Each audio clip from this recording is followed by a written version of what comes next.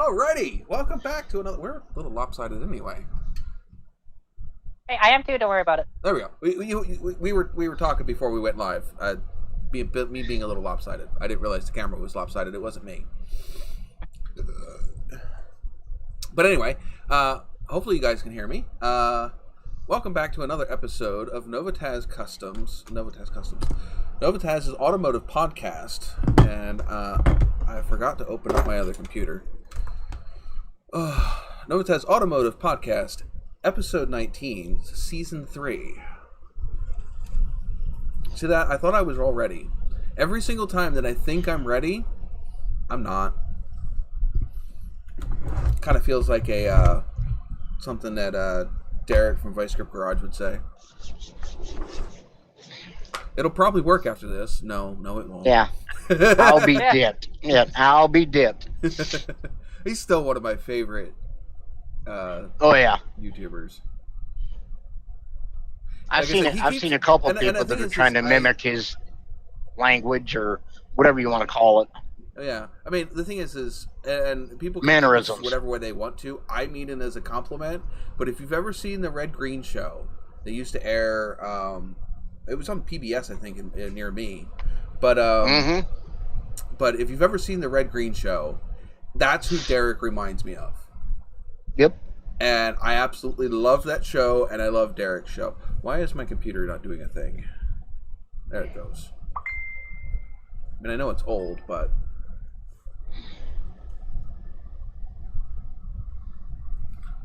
That is the correct password. I don't want to hear it.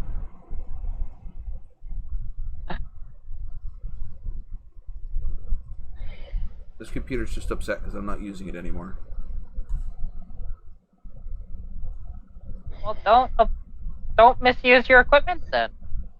It is a Alienware laptop from 2011. The only reason it's still working at all is because it was a top of the line, maxed out gaming computer when it was bought new. Only reason it's able.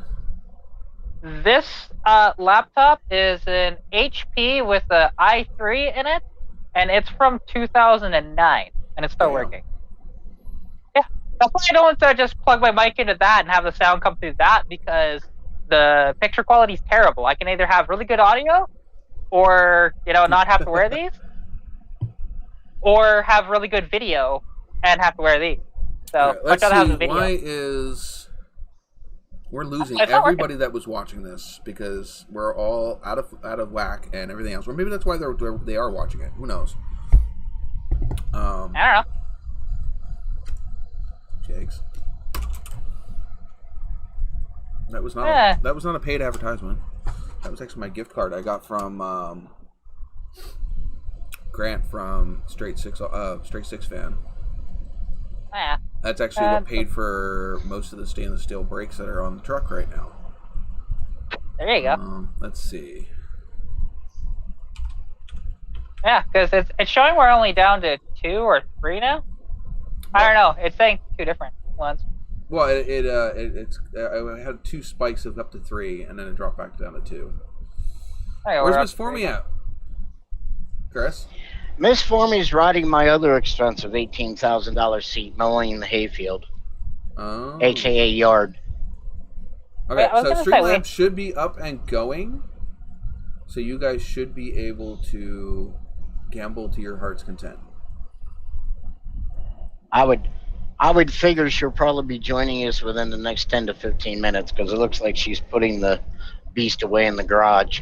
Yeah. I'm going to have to extend the cooldown time for gambling to like 15 or 20 minutes because you guys all have a freaking problem. I'm only in 5th. And that's only because the one time you gave out a bunch and I hadn't said anything in the chat for like 3 minutes. Yeah, see, that's what happens. Yeah. That's the only reason why I'm like way behind. That was your fault. Yeah, there we go. So now I'm doing it right. I'm just typing it in with the slashes and making mistakes. Make sense? Don't do things wrong. It's not good. It's been over a month. Sorry. That's it. You're in timeout. Yeah. You're in timeout for neglecting us. Well, not my fault. Well, considering one of those weeks I wasn't here. Yeah, the week that she was going to be on was all primed and prepped for it, and it's like, boom, the balloon popped. Damn, he's not doing a show. Oh, sorry, Mother's Day came first. I was not going to rush putting dinner on the table and freaking rushing through dinner on Mother's Day for you two. Sorry, guys. Well, I get it. I'm just gonna tease you about it. That's all. It's all good. It's okay. I'm just gonna have a sip of my drink from my Stuff with Cletus rock glass. Who I have no idea where he's been, but a smart man puts Mama first. Both of them. He is actually probably putting his paycheck before us, which is also fine.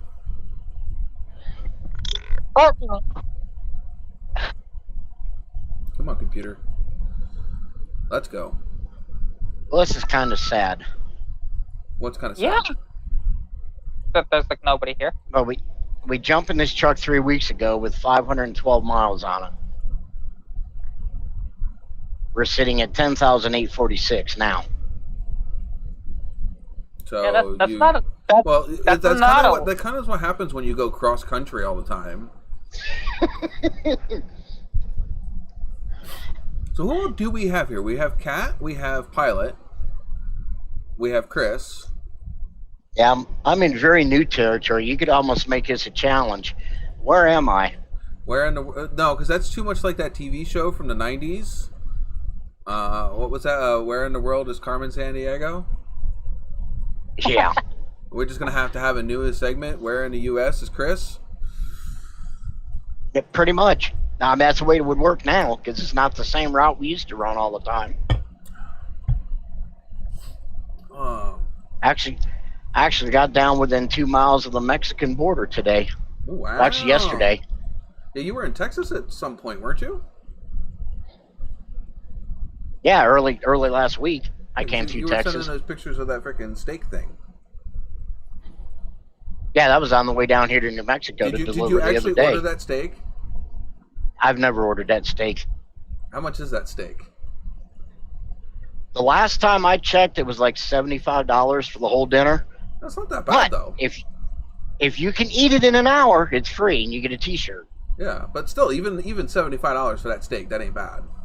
No, I mean that's what's a workout too. I think 4.5 pounds, 5 pounds. It's 72 ounces. Yeah, it's basically a roast. It's not a steak. If they served it pretty rare, I could probably do it. It's served however you want it. It'd have to be rare, because if it was anything more than rare, it'd be too tough to chew, and my mouth would get tired before I got through it.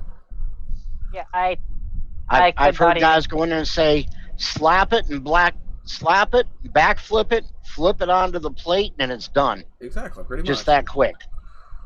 You just gotta get a nice sear on both sides, so it's got that nice, caramelization and that freaking flavor seared into it, and then that's all I want. You could have it however you want. And then you get to eat the baked potato and the salad and the shrimp cocktail and whatever that picture is. That picture I sensed the whole dinner. Yeah, you have to eat all that in an hour. There until I was done the steak, if I was planning on having it as a free meal, because otherwise I don't know if I'd finish it. And the biggest secret to that challenge: don't drink anything. I don't know of anybody that can eat without drinking anything just to wash it down. Oh, you're not allowed to drink anything? Oh, you can, but I'm saying that the best way to beat that challenge is don't drink anything. Because anything you drink takes up room in your stomach because it's liquid. So you process it through. You need the room for the food. Now, the challenge, I don't know how old, I can't remember her name. The record holder for that challenge is some girl, and she ate 4 of them in under 20 minutes. 4 of those big steaks? 4 of those dinners, not just the steak, the whole dinner. She ate 4 of them in under 20 minutes. So is the world record holder right now. So what, is she like 600 pounds or something? Like, I don't know. I've never seen pictures of her. If you go to the Big Texan website, you can actually watch a video when she did it. I don't need to see that. There are whole YouTube channels dedicated to watching people eat food, and there is some massive amount of subscribers to those. Oh yeah. The only thing I can say about that is, if the case applies, her boyfriend or husband's one very, very lucky man.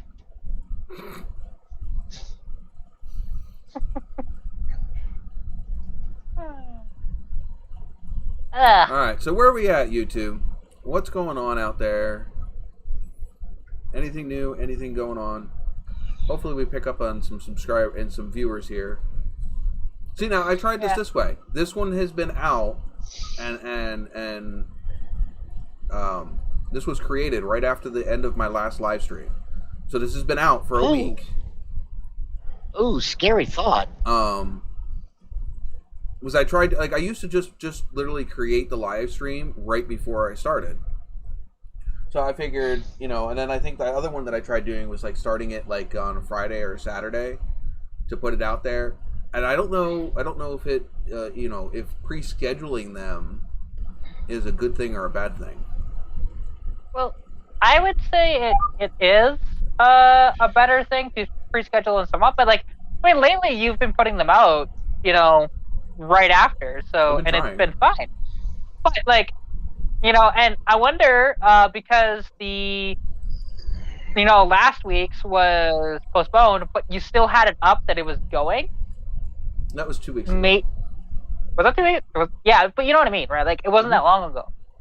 And I wonder, like, is that a, Is that the issue? did you have an issue the week after, or was it just now? I am happy for you there, Pilot, for your pinstripes. Cool. Pinstripes on a CTS. That's fancy. Fancy. Yeah. Do I have a mouse for my other laptop? Yes, it's on the floor. Oh, you're gonna have to flash a warning disclaimer. Why? Being the fact that we're in the show and I'm actually 3 hours behind you, it's a high possibility that we're going to have daylight for my entire existence and a whole show for a change. Oh, no. I can put a sensor block over top of you if that'll work. Hey, it works for me. Hold on, let me see if I can do that. Here, hold on. You just got to make sure that little round circle, somehow they can hit a button while they're in there and make an air horn go off or something. Or the one I got, here, even better. If it'll do it. Here, hold on, I got it. We'll fix this here. It's not going to do it. That'll do it. There we go. You're fixed. I'm not sure if you can see the live stream. I'm not sure if you can see the live stream, but we have censored you. Mine's not working for some reason. Chris, well, can you see the actual live stream or just the StreamYard? No, I gotta wait for it to come up. It's on now. I was gonna say I got the perfect sound for the thing because the truck actually makes an electronic fart at you when you drift in the lane. All right. You heard in the last show. So you just gonna drift in the lane so it freaking censors your voice, but that won't censor your face.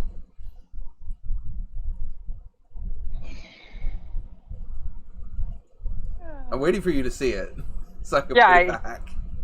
Yeah, I don't know how long it'll take for it to come up. It depends on how much Viagra you gave it. Ooh, good point. But if people take the streetwalkers' advice, the shit works quicker if you crumble it, mix with water, and inject it with a needle. There you go. It's faster. We're not promoting any type of hypodermic use here. Nope. Maybe you're not. No. Hey! You want to get kicked off? We'll put you in the naughty corner. Hey, it's fine there. You know, the naughty corner's fine. Oh, Chris is in the naughty corner. I can move you there. Well, it looks like Chris is still in the naughty corner because you covered up his face. That was the point. I said he's in the naughty corner. Yeah, well, story of my life. If you move me to the naughty corner, chances are you're gonna lose majority of your viewers right now. Which would be what, you? Yeah, I was gonna say, she was gonna say points. I ain't got enough points to worry about it. There we go. Anywho, all fun and jokes aside. Yeah. We probably did lose a bunch of people. Maybe we didn't. I don't know. No, we haven't had anybody. We have 4 right now. So. Oh, we're rolling. Yeah, we're rolling deep. It's all good. So I'm gonna ask you guys out in chat because whatever. Can you guys hear my AC going? Is it annoying? And if it is, I'll turn it off. If not, I'm leaving it on because it's keeping me cool. I can't even hear it now. Yeah. It's very vague in the background when you talk. If I was using the webcam mic, that thing would be really loud. Probably.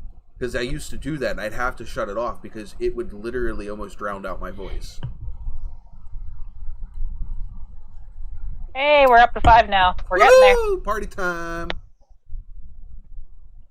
There you go. We ask a question to the chat, and then it takes Pilot about 2 minutes to answer it. Well, that's kind of normal anyway because you got the lag. You got from the time that we talk about it till the time that he sees it, is able to type it and reply. There's a good bit of time. It was a joke on Pilot. Jeez. Yeah. Oh well. It depends on how many ice houses he's in. Ice house, yeah, I was going to say. Depends on which side of the ice house he's in. He may disappear to go refill the beverage container. That, and he's already excited about his pinstripes, so he's kind of lost, right? Maybe, yeah. I guess. Well, I'm kind of lost because I need to top off my drink. Well, hey, I'm just excited. I'm just excited for tomorrow when we pick up this frickin' Civic. The what?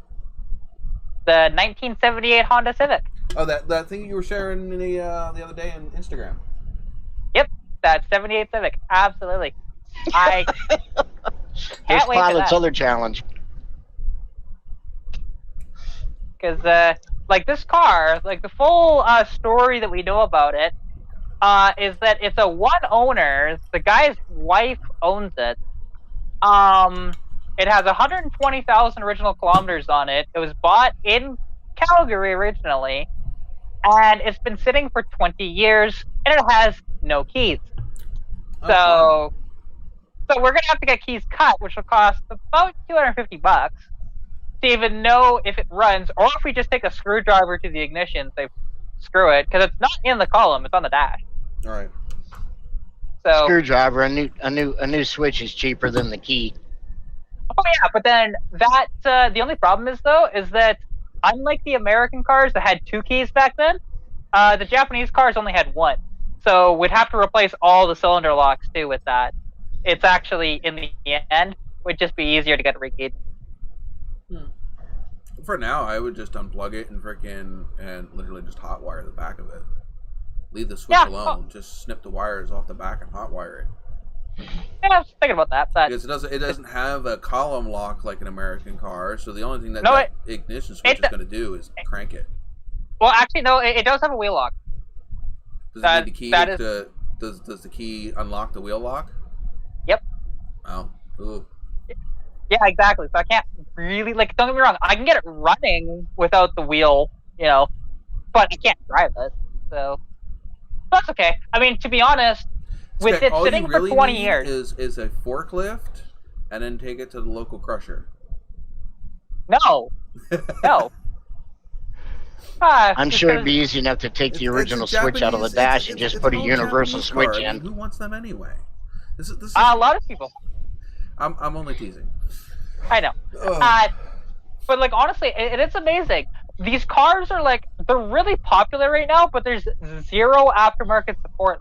Finding parts for a 78 Civic is a bitch. That's because there's almost none of them left. This is true. There isn't a lot of them left, and this one, the only rust that it has are the rockers. Yeah, well, which is fine. Think about it. That car was probably never designed to last more than fucking 10 years. This is true. And if it was built for as a Japanese car, most likely they would have crushed them all already anyway. Well, yeah, and I mean, the sad part is, even for scrap weight, well, the thing only weighs 1,500 pounds. It's not going to scrap for anything. You should LS swap it. See, now look, she can do a scale wrap on it and call it Godzilla. There you go. You just just LS swap it. No. Get a What are they doing now? What is it? A K swap? Yeah. See, actually, what's the easier swap is a B series swap in one of those. But I'm not doing that. I want to see if I can get the original engine running, and if that engine's screwed, then I'm going to do something entirely different that nobody else has done to one. And that is actually going with a Honda Goldwing engine from the 80s. I was going to say something similar to that. I was going to tell you to go get a street bike engine out of it. Yeah, that's common, honestly. Not a cruiser. Not a cruiser. A street bike. Crotch rocket. Yeah, that's actually pretty common to put like a CBR 600 or 750, something like that, in one of those. Because the original engine has 55 horsepower and 64 foot-pounds torque. The CBR 600 from like the late 90s into like 2002 has like 80 horsepower and like 64 foot-pounds of torque. So, think bigger. Well, you're not fitting much underneath that hood. Think bigger. It has to be under the hood. I'm in bigger numbers. I have a 98 CBR 600 and it's pushing well over 100 horse, and it's still stock. Well, I guess it depends on the octane you're running and shit like that too. Because I know that 87 octane. That's on 87. That's rather 87 octane is pushing 110 horsepower. I can't tell you on torque numbers, but the torque's around 100, a little over. Right, but it also depends on what dyno you're running it on too. Because the same engine can run different performance depending on altitude or what dyno it's running on. Because different dynos have different. Yeah, whether it's a chassis dyno or an actual engine dyno, or even just a different rear wheel dynos. If you listen to like Cletus and all of them, when you depending on the dyno that you use, they can put out different horsepower numbers. And then whether you're water braked or drum braked. Yeah, well, and also there are dynos out there too that you can mess with parameters and actually make it seem like it's making more power than it is. Mm-hmm. Which I hate that, honestly, that people will do that because they're just like, hey, yeah, we gained you 100 horsepower just by a dyno, dude. No, you didn't. Hey, we got a small time celebrity that joined. I see Nick's Track Shots is here. If you guys haven't checked out his channel yet, he's been putting out some really good content with the short track racing. Yep. Yeah, I don't know the guy, so I haven't seen him in here before. Never. Huh? If I hadn't gotten screwed last night getting loaded, I would have given him some Southwest material that he could have used in his channel. And Pilot's just out here spitting out grandchildren, apparently.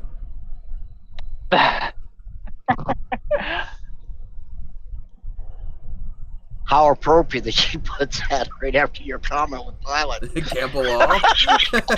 Yeah. I so did that on purpose, by the way. I figured. It works.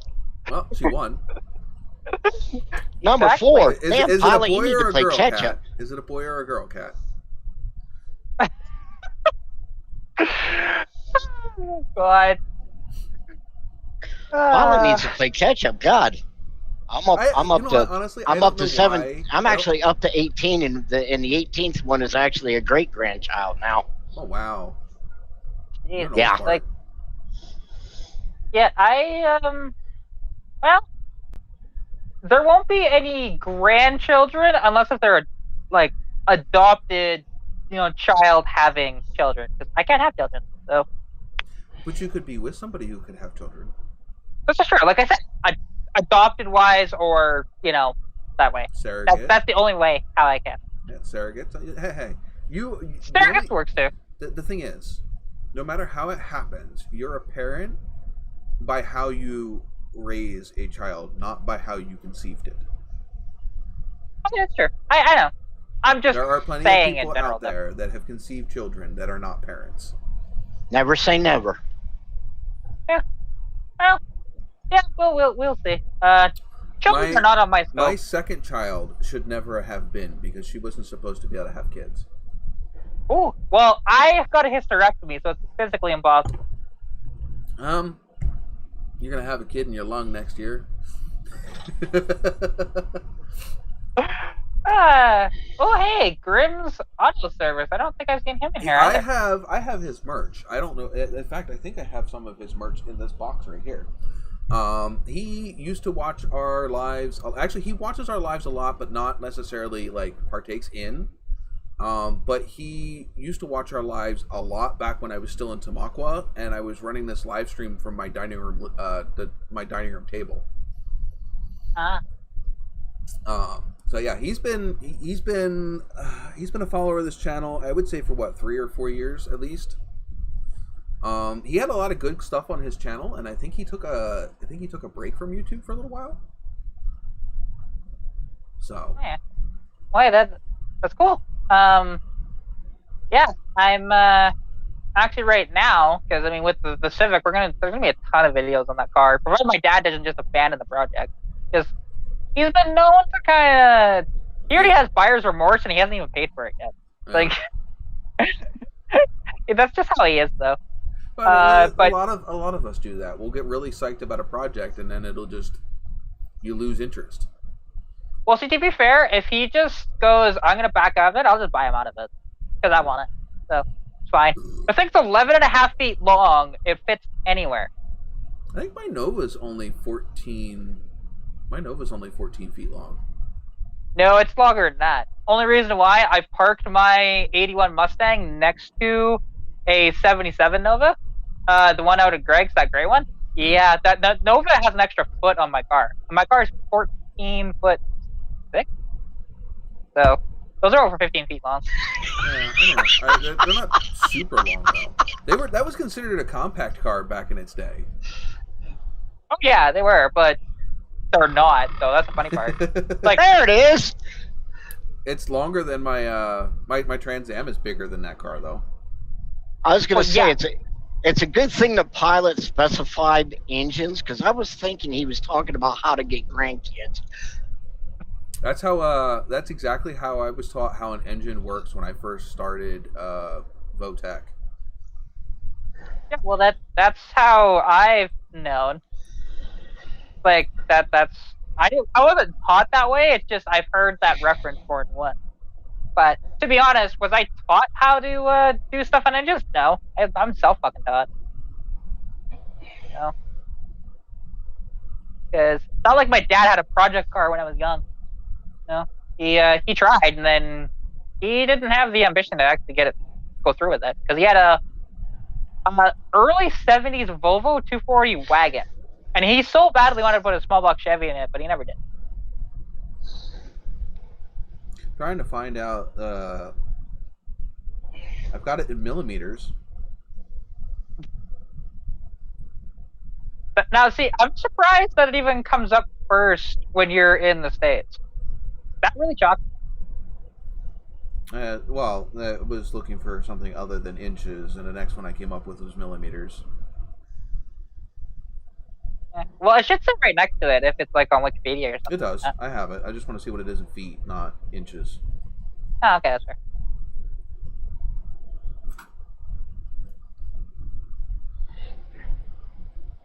Yeah, like I know those Novas. They're not like a giant car, but they're 16.3 feet. Exactly, they're a big car. Like no, Trans Ams are longer. Yeah, I know they are, but for a quote-unquote compact, that's a giant car. Like, because you just look at, for example, the Mustangs at the time. Even a Mustang 2 was only 14 feet long. You know, I think the Fox body was a little bigger than up much. You can only call it a true compact if you can put it in the back of an 8-foot truck bed like you did the old Volkswagen Beetle. Well, to be fair, they don't actually make a proper size bed anymore. So. Not anymore, no. I mean, I'm talking about original style truck bed. I am wrong. Before they decided to shrink them. I am wrong. What do you mean? What do you mean you're wrong? The Trans Am is 16.4 inches long. There you go. There he goes bragging about his diecast collection again. Right. So the Trans Am He is said only, inches, is only not feet. longer by a nose. It's wider though. Yeah. Well. I know Yeah, that those... one for a fact because the rear end that's in my Nova came out of the 1980 Trans Am, and I had to shorten the width of the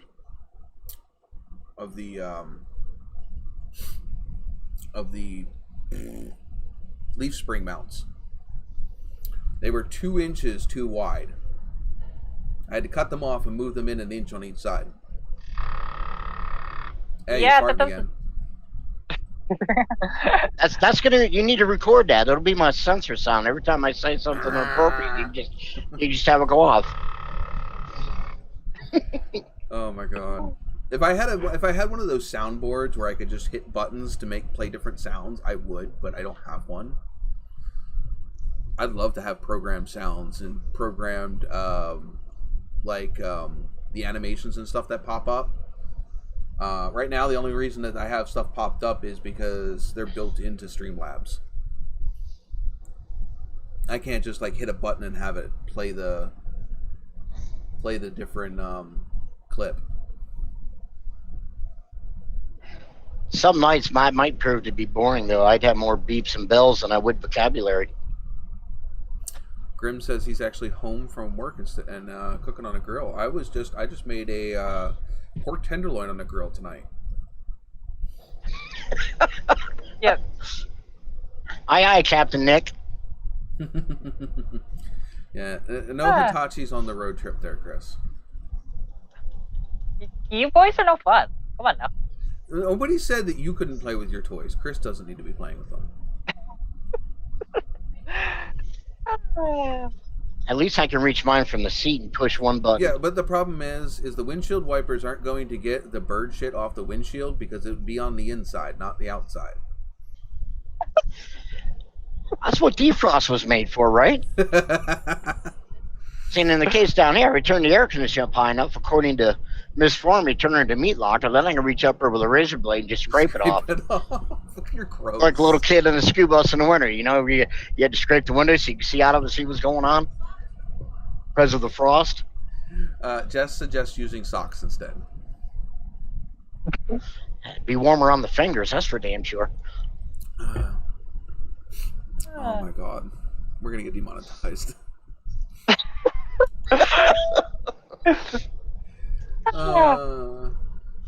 But in light of what you're saying, we have a 10-second moment of silence for the idiotic suicide bird. They hit right above the windshield yesterday or the day before. Oh, did it not make it? I think through? it was yesterday. Did you knock it out or to kill it? He destroyed himself. The last thing that went through his butt or his brain was his feet. Because all I got is just a. I looked at it today. It's just a. It's a big bug with a couple little feathers stuck in it. Yeah, it was lauded on Miss Formy. I was, what the hell was that? Did you blow a tire? No. All I saw was a black shadow and heard a crack. Yeah, I have a found out why. There's a dent in the driver's side door of the green Kia from a freaking bird that flew out of the forest. I was traveling down a road and a bird came out of the woods on my left and it went to go across the road. Except for the Kia beat it across the line and it just slammed into the driver's side door. It was like a big crow. Left a freaking dent in the freaking door. I had a buddy that took a passenger mirror off of his truck one time. Of course, with that said, I mean, he did have a turkey commit suicide coming off the shoulder and got it with the mirror. It's like, gone. The craziest thing I've seen is I was going to go pick up Luca. It's either going to pick up Luca or drop off Luca at the drop off down in New Ringgold. And there was a Mack dump truck coming towards me. And I watched the deer cross in front of my car. And I'm like, he's not going to make it. That freaking Mack truck freaking just exploded that deer as it was passing me. It was just there was deer, and then there was just a red cloud. I've done that. There wasn't even deer parts. It was just deer and then red cloud. Yeah. Because that instant mist. Yeah, because that dump truck was coming up the hill, and he was on it. He wasn't just cruising at, he was going a little faster than the speed limit. But yeah, there was. I am surprised it let you put that in there, Pilot. I was gonna say the fact that he put in a link and it didn't. It's because he's a moderator. That's the only reason it let him. Yeah, it makes sense actually. Yeah, okay. People, can you fuck off? I'm doing a live stream. God, everybody's just wanting to message me right now. It's just like, I'm busy. Fuck off. Silence, infantile. Pretty much. It's anytime that I'm busy, everybody wants to contact me. Well, if you listen to any of your YouTubers that are more popular, they'll even say that they have to shut their phone off. I do that when I'm working and I'm filming. I put my phone on silent. I'm surprised. Oh, yeah, I actually should have this on silent now, but I don't. Yeah. Well, my camera is my phone, so I can't turn that off. But when I am filming stuff, though, I do turn on airplane mode. Poor Nick got freaking censored. I had a buddy I was talking to the other day, and he was cussing. Like, who the hell's texting me now? Yeah, so I sent him a couple texts. I did. Oh, I could murder you sometimes. Was like you'll send stuff to the group chat, but then you'll send it to me, and you'll send it to another group chat that I'm in all of them. So I'll get the same message like 6 times, and then my phone will just have Tourette's there for like 2 minutes as it's sitting there on the table going, and I'm like, God damn. My phone's vibrating worse than the freaking chat girl's freaking, special friend. Oh. Hi, Miss Wormy. There she is. She must have she must have put away the tractor. Yeah, she put away the tractor. She thinks my tractor's sexy. I think I'm drinking. What? Well, why don't you come over here and come join the live stream since you want a peanut gallery over there? Is our cat having problems? He's sleeping. That sounds like he's having less problems than the rest of us. Oh, he's sleeping with his paws crossed. Okay. Freaking cat's got freaking, is getting better bedroom treatment than I am at the moment.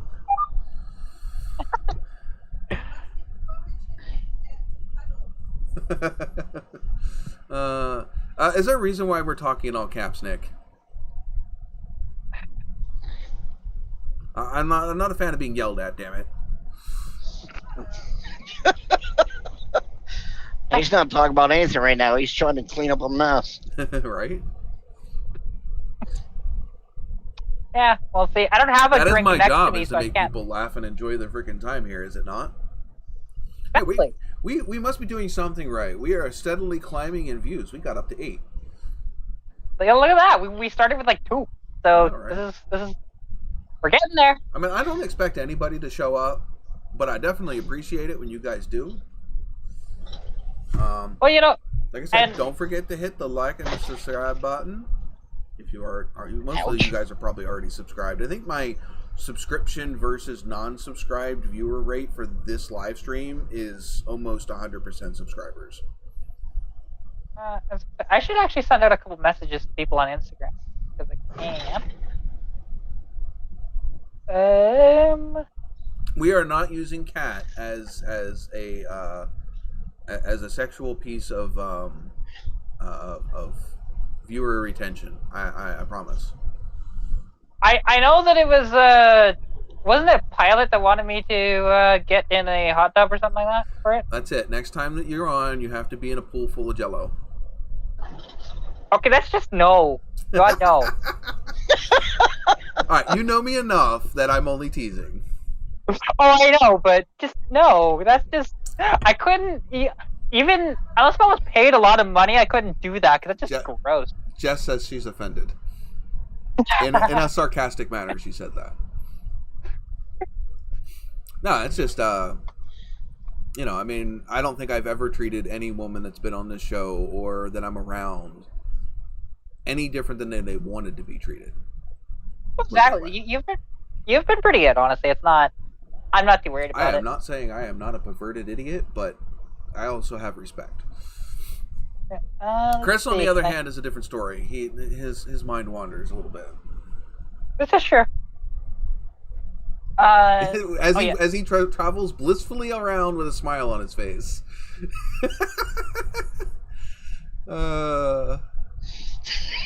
Wait, who has a drinking problem? Well, yeah, the only drinking problem Nick has is keeping his drink in his mouth. And his cup. These glasses are either way too small or I'm drinking them way too quickly. Maybe They're too small.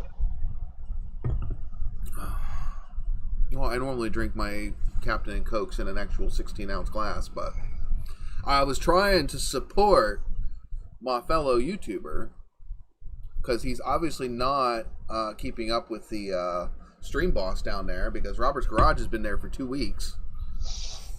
Wow. No, I lie. He has been there for a month. Because I have a little mini feed over here, which you guys can't see, and it tells me that Robert Garage is the last time he super chatted, and he actually, the super chat was, "I'll take that lead, Cletus," because that's what he wrote in the super chat, and that was a month ago. That was the last one I was in. Yes, yeah. He has been sitting there in my super chat since then. Wow. And see, and the fact that he's not even here. Yeah, I know, and I'm gonna roast him because he's not here. Actually, I can message his ass on Instagram. And if you guys see my poor tip jar over there next to my super chat, it's so lonely and empty because of us having to reset Streamlabs, and it doesn't. It's got I think it's just got 3 silver pieces in it.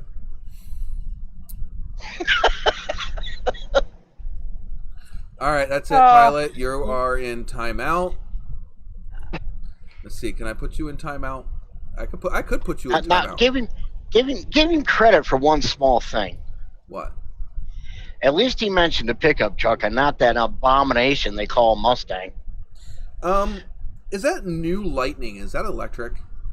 Yes, it is. Oh, that is such a sad thing because if you look at the last Ford Lightning pickup truck, that thing was freaking pretty awesome. To give that freaking name to this thing, and of course, the only reason I know about it is because there's a certain president of ours that completely apparently let some cat out of the bag that wasn't supposed to be out of the bag. No, it wasn't that. It's because the thing is they were gonna do that reveal that day anyways. So it didn't really matter when he did that. No, they knew that was probably going to happen. I'm just surprised they let him get behind the wheel. To be honest, I am too. Like they're just preempting the fireworks show when the first time it shorts out. I'm and not to beat my own president up because I'm not one of those. He's not my president because he is. I don't necessarily like the fact that he's my president, but he is my president. But I don't know. Maybe that was an attempted assassination that just didn't. He just didn't end up actually crashing the truck. Or the fact that he's been the only proper car enthusiast to be president for a long time. Yeah. Because he actually does have a car collection and everything. He may be a car enthusiast, but he has no problem trying to kill our hobby. This is true, yeah. So no, I have no respect. He's the one that wants to get rid of gasoline engines and he's pushing it. So no, I don't give a shit if he's a car enthusiast. He's not a car enthusiast if he wants to get rid of our class. No. Well, I don't necessarily disagree with the whole going fully electric in 40 years or whatever. that's fine. I'm sorry, but I because disagree with it because I don't think that electric cars are more efficient or less impactful than a gas car.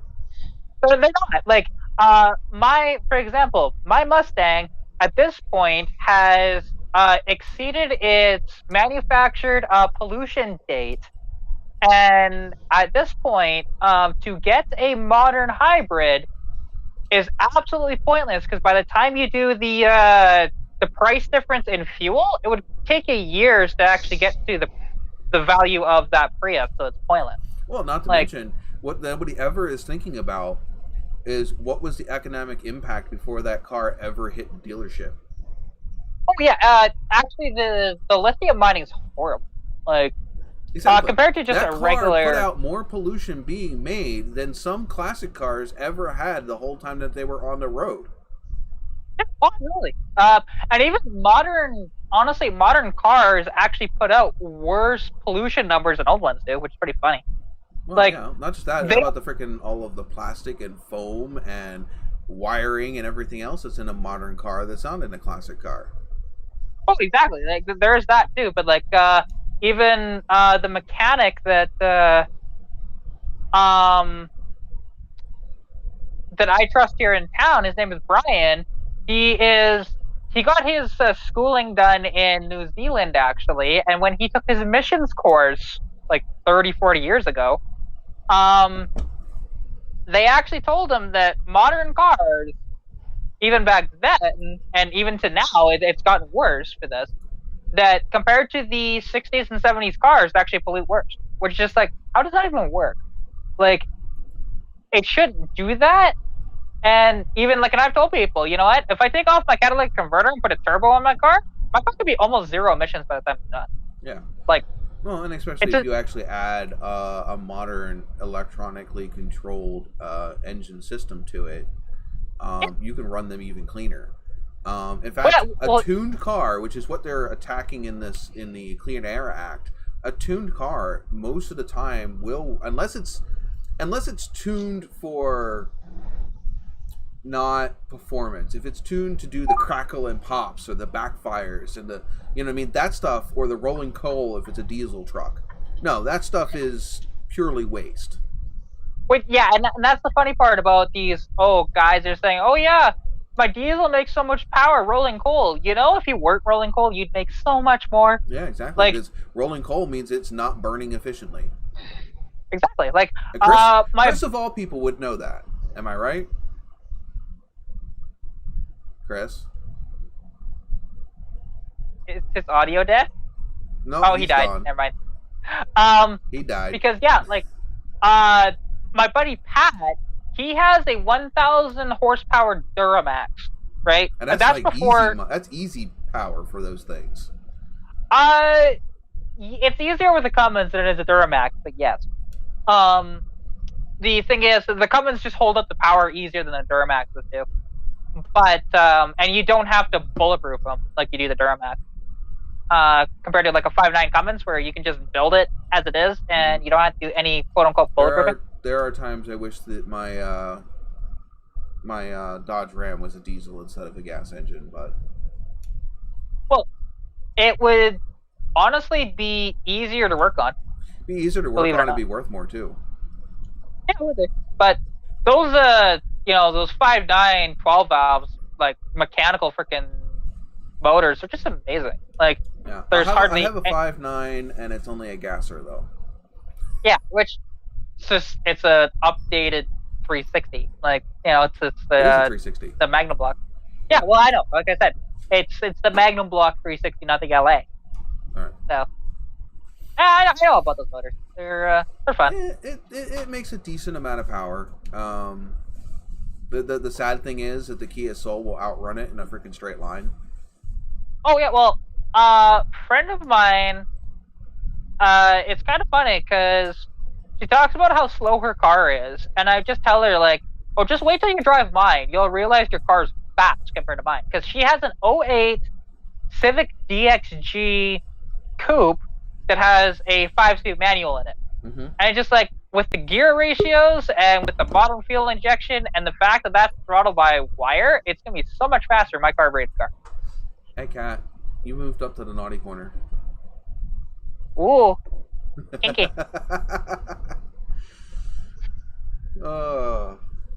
Chris has been moved to the back seat.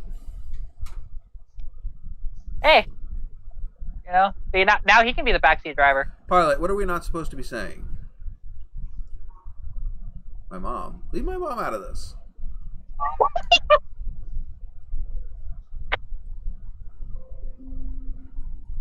Damn, that's not... Well, yeah, and to be honest, with the whole like Mustang Mach-E, I really couldn't give two craps about it. Like, yeah, do I believe it shouldn't be called the Mustang? Yeah, but do I care? No. No, it has literally no effect on me whatsoever. I mean, I could care less that it exists or don't exist. But it just does. It doesn't give me any excitement whatsoever, regardless either way. Oh, absolutely. Like, it's so funny. I am part of so many Ford and Mustang groups, and my God, they're still talking about that thing months later, constantly. It's like, shut up. We don't care. Like, does anybody really care? No. They can call it whatever we want. I mean, it's like the Dodge Darts, even though that they replaced the neon with.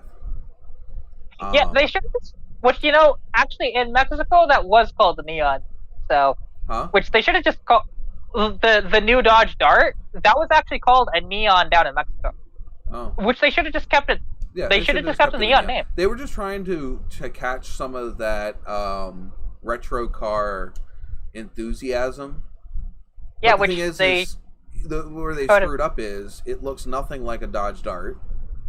So you're just catching the name. You're not catching anything else about what the Dodge Dart was to make that car something that people wanted to cling to.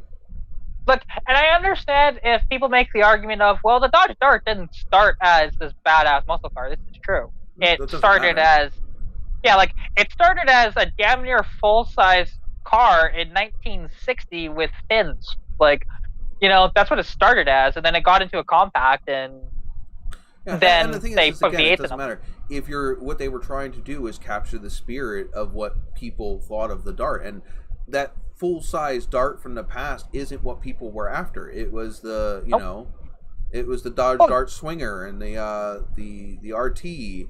Those are the cars that people were after, and that little compact neon just didn't capture that.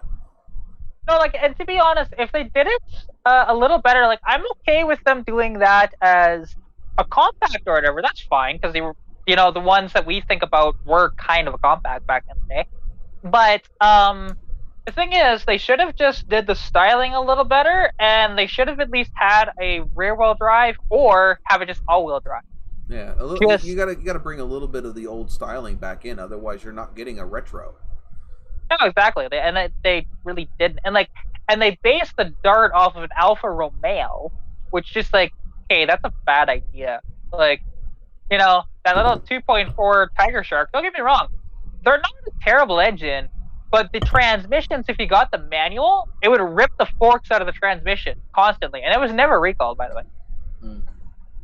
And it should have been, because it's if you're bang shifting the damn thing, because it's a manual with a turbo with 260 horsepower, you want to have some fun with it. Yeah, if you start bang shifting it, you can actually rip the gears, the forks off the right out of it, and it's just what the hell? And then it costs you $800 to fix it. It's just stupid. That's the only thing I don't like about this Fiat Chrysler partnership that they've had for a few years now, is all of these Fiat and Alphas that have come over. They wanted something out of the deal. Yeah, don't get me wrong. It's actually really good for Chrysler, but it's that's just crap quality. That's like when GM took on fucking Saturn. Well, Saturn had a good thing going until freaking GM took it over. Exactly. It was those Saturns were awesome, and then. But the thing is, GM always meddles with companies and then screws them up. Because Saab, now don't get me wrong, Saab was losing the money hand over fist. I understand why they tried to step in. They wanted technology. The reason why they do all of those things is they want some technology or something that company has and they want it before they go under. Yeah. So they buy them out so they can snag that technology, because now they own that technology because they own the company. Then they can incorporate that technology into the rest of their cars. They don't really care about the company or the brand itself. They want whatever that technology is that they're after. Yeah, well, yeah, that's with the GM that way. Chrysler, their problem is with Chrysler, they're at the bottom of the big three. And they just get bought out by everybody else. Like, they were owned by Mercedes for a while, which, don't get me wrong, they got a great partnership out of Mercedes because they're still using their technology 25 years later.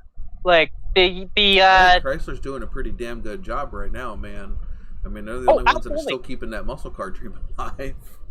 Oh, well, I love the fact that, it's that whole... Let's stuff a Hellcat and everything. Well, yeah, it's like that meme, right? It's just like, Ford, oh, we're going to go fully electric by, like, 2028, I think they said, And then there's GM, yeah, we're going to offer a bunch of electric cars in the next few years. We're even going to change our logo to look more freaking modern and electric looking. Yeah. Oh, yeah, there's that. But then also... And then they show Dodge with the minivan, just like, yeah, rips coke off a stripper's ass, and we're just gonna shove a Hellcat in the freaking minivan. Like, you know what? No, I don't want to see a Hellcat in a minivan. I want to see a Hellevant in a minivan. 1,000 horsepower minivan. Just you have to ask him down in the chat. Huh? Do what? No, I was listening to the show and over in the live chat in the show. You ask them down in the chat, but listening on my thing, we're getting some kind of background audio, it sounds like, coming through the show. Like what? Does it sound like my AC unit or something else? By the way, we also need to send a congrats to Nick. He has a significant other. You could throw a little more enthusiasm than that, Kat. I don't know the guy, so I can't. You do know him. He's in our chat. It's Nikolai from our group chat. He's the one that does all of the. Oh, that's him. Okay. Nick's track shot is Nikolai. So I didn't know. I didn't know that was him. No idea. I have known him since back when I was still part of Greg's YouTuber freaking support club or whatever that we had to pay to get into. We went out to a car show out in Harrisburg, and Nick was one of the kids that was walking around just checking out all the cars. He didn't even have a YouTube channel then. He was asking about, how do we become a YouTuber and all this other stuff. And I found out that he lives in the same town that I was in. Like, we were both like 2 hours away from home at this car show out in Harrisburg, PA. And he was just walking around and freaking, taking pictures of cars and doing stuff, and it's just like we've been friends ever since. He was 17 or 16 when I met him.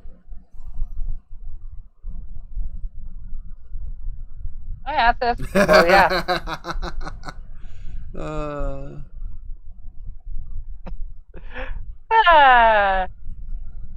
Hey, I gotta have some fun somehow in the chat. Come on now. Right. I don't know. I can turn off my AC and see if that's it, but I don't want to. It's nice and cool in here. I don't hear it. So, like, only when you're talking, and it's very, very faint, that, like, almost makes no difference whatsoever. So, right. And the fact that I'm using headphones, like, I've got the best sound quality through these damn things.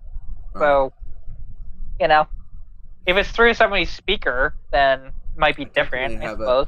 I technically have a headphone in, not that you can see it, because there's nothing here. It's actually in this ear. Well, you've done that, so you hide it. Then there's me, just like, oh yeah, here's my mic. Here's my. I would rather headphones. have a set of actual headphones, but I am too cheap. Just about as cheap as I am sitting in a freaking plastic folding chair. Instead of an actual office chair. that's just sad. Even these headphones, don't get me wrong, they're just a Skull Candy headphone. They're nothing too fancy. Yeah. But, these costed me, I think it was like $50 6 years ago. All right. And Nick, don't give me all that credit. Nick's saying that I'm the reason that he made a YouTube channel. I think you were talking to Greg more than you were me that day. But yeah. He's actually got a video of my car on. No. I'm not sure if it's on. I don't think it's on his Track Shot channel. I don't know if it's on a different channel or if that was his channel. He had a few channels before this Nick's Track Shot, I think. But he came over and hung out with me for a day or so and got some footage of my Trans Am while we were working on it. No worries, no issues. It was on our end. Oh, it was on your end? Yeah, I'm picking up the feed from the show. Whenever I dropped out, I'm actually picking up the feed from Miss Formy's telephone because she's listening to the show on her computer and it was bleeding through. Oh, okay. Through my radio it because caused us some good content of chit-chatting for a good 5 minutes until you came back. Woo. Yeah, I made everybody double check their settings. It did. I went back through everything. I'm like, was it this? Was it that? Was it my AC unit? I'm kind of glad that I can run the AC unit now. I have to turn it the frick off. We actually found that out by accident. I had my AC unit on when me and Big E were playing the other night, and he didn't even know I had it on because I had forgot to turn it off. I'm like, is my AC unit bothering you? He's like, I don't even hear it. So I was like, well, damn. Because if I was using the mic off of the webcam, I couldn't play it before. You guys, they used to complain that they could hear my AC before when I was just using the webcam. Yeah, I get that. Oddly enough, if I had my AC going, it would be hard to do these live streams because that thing is freaking loud. This thing is actually louder than you think it is. It's the fact that I'm using the snowball that technically is Jess's. She's just not using it at the moment. Oh, okay. This thing has some pretty good noise cancellation in it.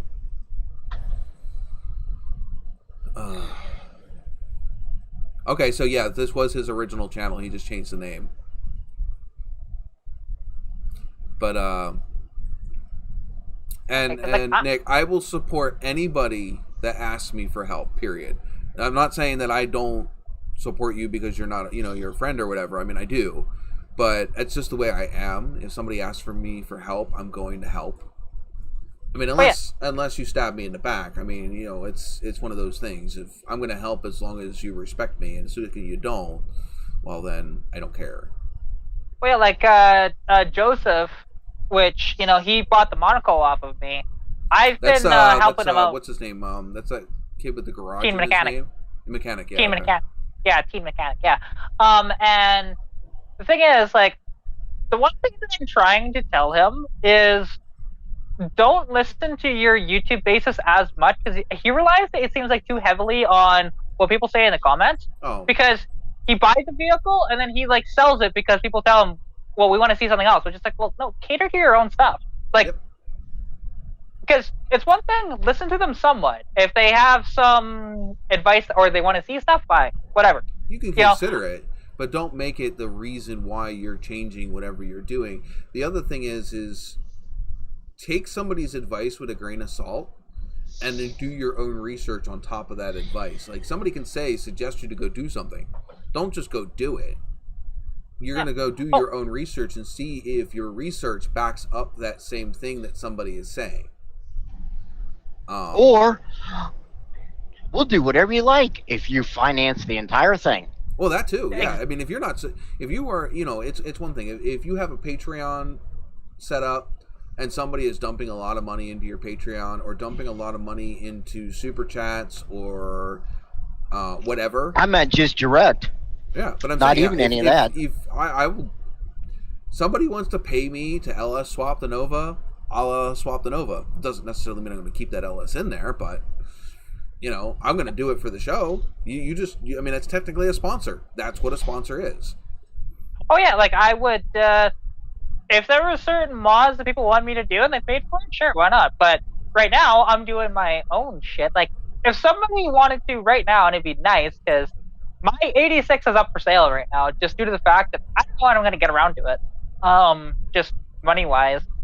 But if somebody bought me the rear end that I needed, hell yeah, I'd be working on that thing right now, because all it needs is the rear end and a wiring harness, and then I need to go pick up as the long motor. as long as I am the one footing the bill and paying for the parts and the labor and the time, I'm going to do what I want. Oh yeah, which, to be honest, like, I don't want to sell that car though, mind you. It is for sale right now just because I don't know when I'm gonna get around to it. Like, I don't know if you guys saw one of my videos, because I did a when I was explaining that I might be selling the car and then talking about the Civic in that video. Well, I think the last one I saw of your channel was you doing the donuts for your 750 subscriber. Yes. Yeah, that was about 3 weeks ago, I think. So, well, I mean, to be honest, I've been at the shore for a week, and that's fine. I don't expect people to watch all of my videos. It's totally fine. I catch them here and there, just like everybody else's. I catch them here and there. I haven't seen all of Nick's videos, but the ones that I have seen have been fun to watch. You know. Oh yeah, well, just in that video, you'll see how screwed that motor is, because when you rev it, it backfires and it looks like it's rolling coal. Like, it's that bad. And it's not like, oh, you know, a little bit of black smoke. No, it's heavy. Like, that motor is cooked. Absolutely. It's got maybe, I don't know, I might be able to make it to Calgary and back, and then it would grenade itself, which that's about 300 kilometers-ish. So, it's a good time to put an LS in it. No, I've got a built 302 to go in it. Literally. It's got over 400 horsepower. You guys have jump cars up there? Yeah, we do. Get a rear end out of one of those?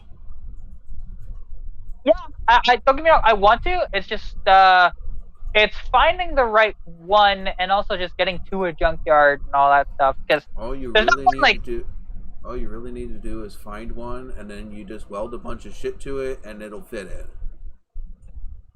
Well, actually, it's with, because the only issue with me doing that is I want to keep it four-look. So, with that in mind, I have to find the proper rear ends, which if you get a later 8.8 from like a later Mustang or anything like that, they have a 31 spline axle with their 8.8s compared to a like my Fox bodies, for example, that have 28 spline axles, which is the earlier 8.8s. Does it really matter what axles it have in it if you're still keeping that full rear? It does if I'm staying 4-luk, because majority of the 8.8s out there are 5-luk. That's why. Like, I can go swap. I don't want to. Plain and simple. I just don't want to. Yeah. Like, and that's your car. You can do what you want with it.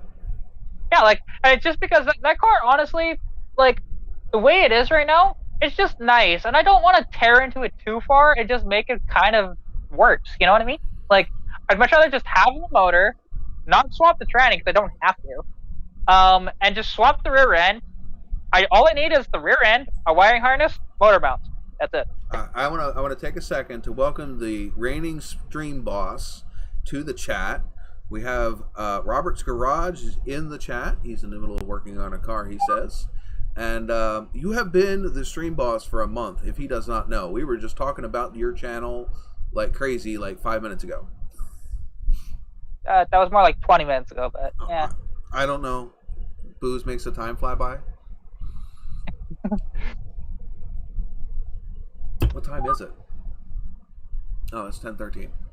Oh, we never did the freaking on the hour, whatchamacallits? Oh, no, stop. It's down here that I want. What did you... Oh, okay, I opened up the Streamlabs dashboard over top of the StreamYard stream, which means it popped up over top of that. Yeah, I just saw that. I was like, what are you doing? I'm fucking shit up, as normal. Well, that's what you do. Okay, so, you weren't mad after all. Random number to give everybody. Let's see. And also, Roy stopped in too, because I just. I didn't see Roy. Yeah, he just. Oh, there he is. Hi, Roy. All right, so if somebody can guess the number I have in my head, I'll give everybody 1 million points. Trying to figure out what. Between 1 and 10, 1 and 100. I'm trying to think what year your Nova is. That's not between 1 and 100. I'm going to tell you that right now. Well, I was thinking. Yeah, well, not 1970, whatever. I was thinking just the last two numbers. But I don't know. Is it 20? No. 27. No. Nobody's guessed it yet. Chris, give a guess. Hurry up. 69. Nope, that's not it. Nice.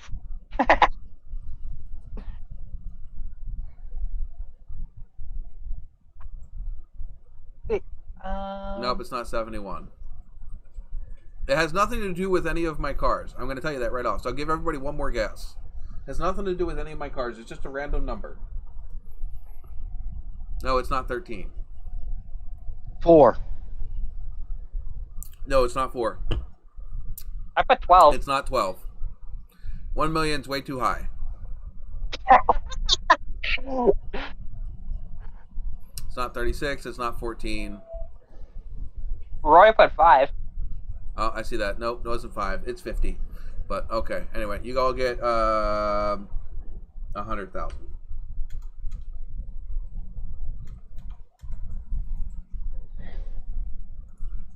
Well, there we Nice go. try, guys. Yay. That was fun. All right, let's play some games here. By the way, there is Granny's favorite bingo I need you guys number. to visit my Teespring store and give it some love. I mean, really, I need you to. I actually need to revamp my Teespring store and put some new content up, but I don't have anything at the moment. A lot of people are still guessing numbers. We don't need to guess any more numbers. You guys all got 100,000 points. You know, this is a game show where the points don't matter and it's all made up anyway. Well, if we're doing that, I need to go grab something anyways. So. Grims, you did not miss what's in the truck. We haven't done it yet. No, we haven't done that yet. What's in the cup? Chris, you can start. Since Kat's busy. Sweet tea, coffee, and we have fruit-flavored water and sugar-free lemonade, both sugar-free. Oh, good. All of the stuff to make you have the runs. No, actually, I won't. Pilot, the answer was 50. Right there is smack dab in the middle. See me. There we go. Did you sanitize before you came back? I'm in my own house. Plus, and where's your face mask, lady? Where's yours? I have wearing one. It's right here. I was gonna say I've gotten my vaccine though, so. I don't care. Hey, my mom gave me mine. I can't get rid of it. Right? It's called the ugly mask. Yeah. Cue the originality card, right? All right, so we already got Grimm's. Grimm's got some Bud Light. We are going to ask Kat, what is she drinking? Looks like a Propel. What is it? It's just water. It's compliments water because I'm cheap. There you go. All right, so here's 1 million points. I've already mentioned what I'm drinking, but so whoever can guess it, you guys up here in the live stream can't guess that because you already know what I'm drinking. Boo! It's in a stuff with Cletus glass. What am I drinking? Obviously, it's not beer. I know I did. So, whoever is going to get a free 1 million points if they were listening. It's not fair. I need 1 million points. I know, but you already know. No, that's not fair. What if can I get 500,000 points if I guess it right? If you go on and you have a NOVAtazz T-shirt next time you're on, you will get 1 million points. See, don't tempt me. I'd like to see you end up getting a NOVAtazz T-shirt within a week. Could you even get it to me in a week? Well, I'm not the one that would be getting it to you. Yeah, that. Oh, I know, but I don't even think they could ship it to me in a week. I don't even know. I don't think so. I think it's like 2 weeks is the earliest you get it. Well, then the next time I'd be on a live It stream, is then. not Jack and Coke, nor is it just straight Jack. Oh my god, I'd be smashed if this was straight Jack.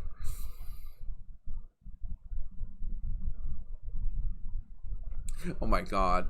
Nick, you give yourself more credit than that. Miss Formy gets one. Did you tell Miss Formy what it was? Chris? I would not do that. You lied. She's all on her own. You I wouldn't lied. lie about nothing, buddy. Why would I lie to her brother? You would definitely do that. You would get her those points. I've never because had you're that before. kind of man. I never have before. You're full of shit. Well, that's what everybody says. So welcome to the And the friendship thing is, circle. it doesn't take him much to be full of short, because if you've ever seen Chris, he's about knee high to a grasshopper. Just about. He can't even see over the steering wheel in my TA. That's funny. Although now I'm hip deep to cicadas, so. I miss I'm from more of the Valley Forge area of Pennsylvania, and the cicadas are massive down there. There's like so many of them, and up here I'm kind of lonely because you don't hear them up here. Now they had anybody in the news dipping them in chocolate and making delicacies out of them yet? Oh please, no! Don't do that. It's not like they Honest to God, they every do. year. It's not They like they do. reproduce every year. They take 17 years. Yeah, you know what I their know. life cycle. You got fools out there that catch them and do But that. anyway, Miss Forming, she gets 1 million points. No, not to everybody. I mean, you could do it to everybody. You know, I could. But That kind of defeats the point of the game. You could just give her points to me instead. Not that she needs the fucking points. Oh my god, excuse my language. Alright, let me count some zeros here. Wait a minute. I was gonna say, at this point, we're past the monetization stage. Like, alright, hold on. I gotta count zeros here because this thing doesn't have You won't do it now. 1, 2, 3. 1, 2, 3. Holy Toledo. She has 100 million, 5 million, 595 million. No, I lied. That's wrong. That's not right. I'm reading this wrong. She has 1 billion, 5 million, 950,561 points. I'm gonna have to start thinking things a way to distract points from people. If you don't answer this correctly, you lose points. Jeez. Yeah, well, and to think, I've been mostly missing from chats for a while, and I'm still in fifth. I had to have given a bunch of people like an insane amount of points at some point. You did. You gave everybody like 100 million points, except it had to have been 1 billion points. It had to have been 1 billion because Pilot, Miss Formy, and Chris all have 1 billion points. Okay, yeah, the that's what it was. The next one down, which is Cletus, is 8,269,917 points. Yeah, because like I got carried away with some zeros at some point. You did, because that was one of the last streams I was in. That you gave away a bunch of points, but I wasn't active in like the last 5 minutes, and I didn't get it. Let's see. How many points does Grim have?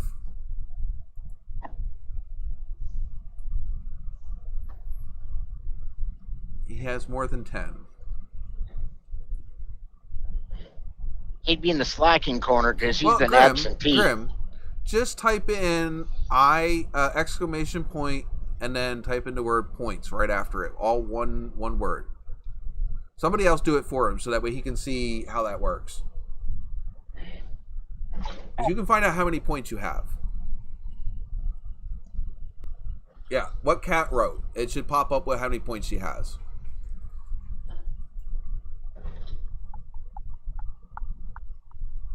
There you go. She has 4,321,630. Oh my god, everybody's just gonna get freaking lost. Roy's got 112,840. Nick's got 5,390. Robert's Garage, you have 3,046,023. Grim, you have, well, you got a pretty decent amount. You got 100,060. Yeah, see, that's not bad at all. If you partake in any of the Streamlab games, you don't even have to like play my games to get points. A lot of the times they get their points just by gambling or joining in the heists or different other things.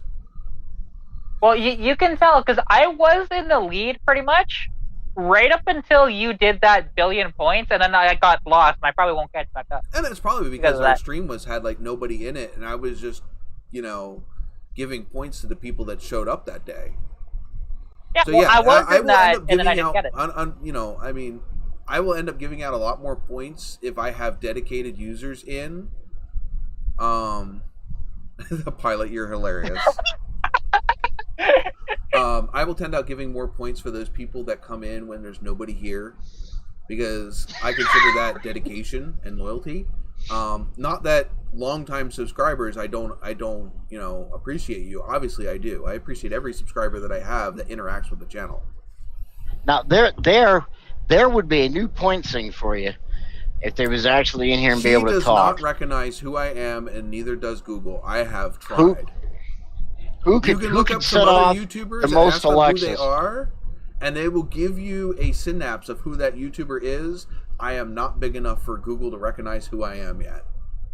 Yeah, I don't have that either. Like, oddly enough, though, if you type in Katarina's Garage, I'm the only thing that pops up, which is nice. Although, weirdly, there is a Russian website that somebody has posted a couple of my videos on, which is weird.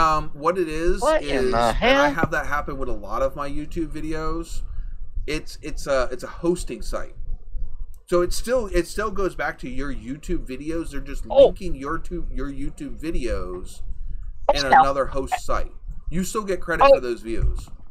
Oh, I know, but it's just like it was just so weird that people are actually doing that. No, like, I find it all. I've been finding it since 2016. It's been as far back as then. I've seen my stuff on other sites, but I go back and I go look, and it is still a link to my actual YouTube video, which means I will still get those views. Yeah. Oh yeah, and I mean, I'm not too worried about view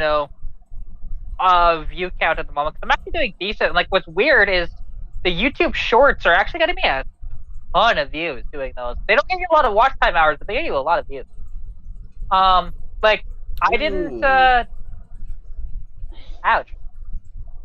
Aw. Well, some of you guys lucked out on there. Yeah, I died. Oh, well. I'm sorry, Kat. It's okay. She's but 1 for 1. This is, well... Or 1 for 2, rather. Yeah, 1 for 2.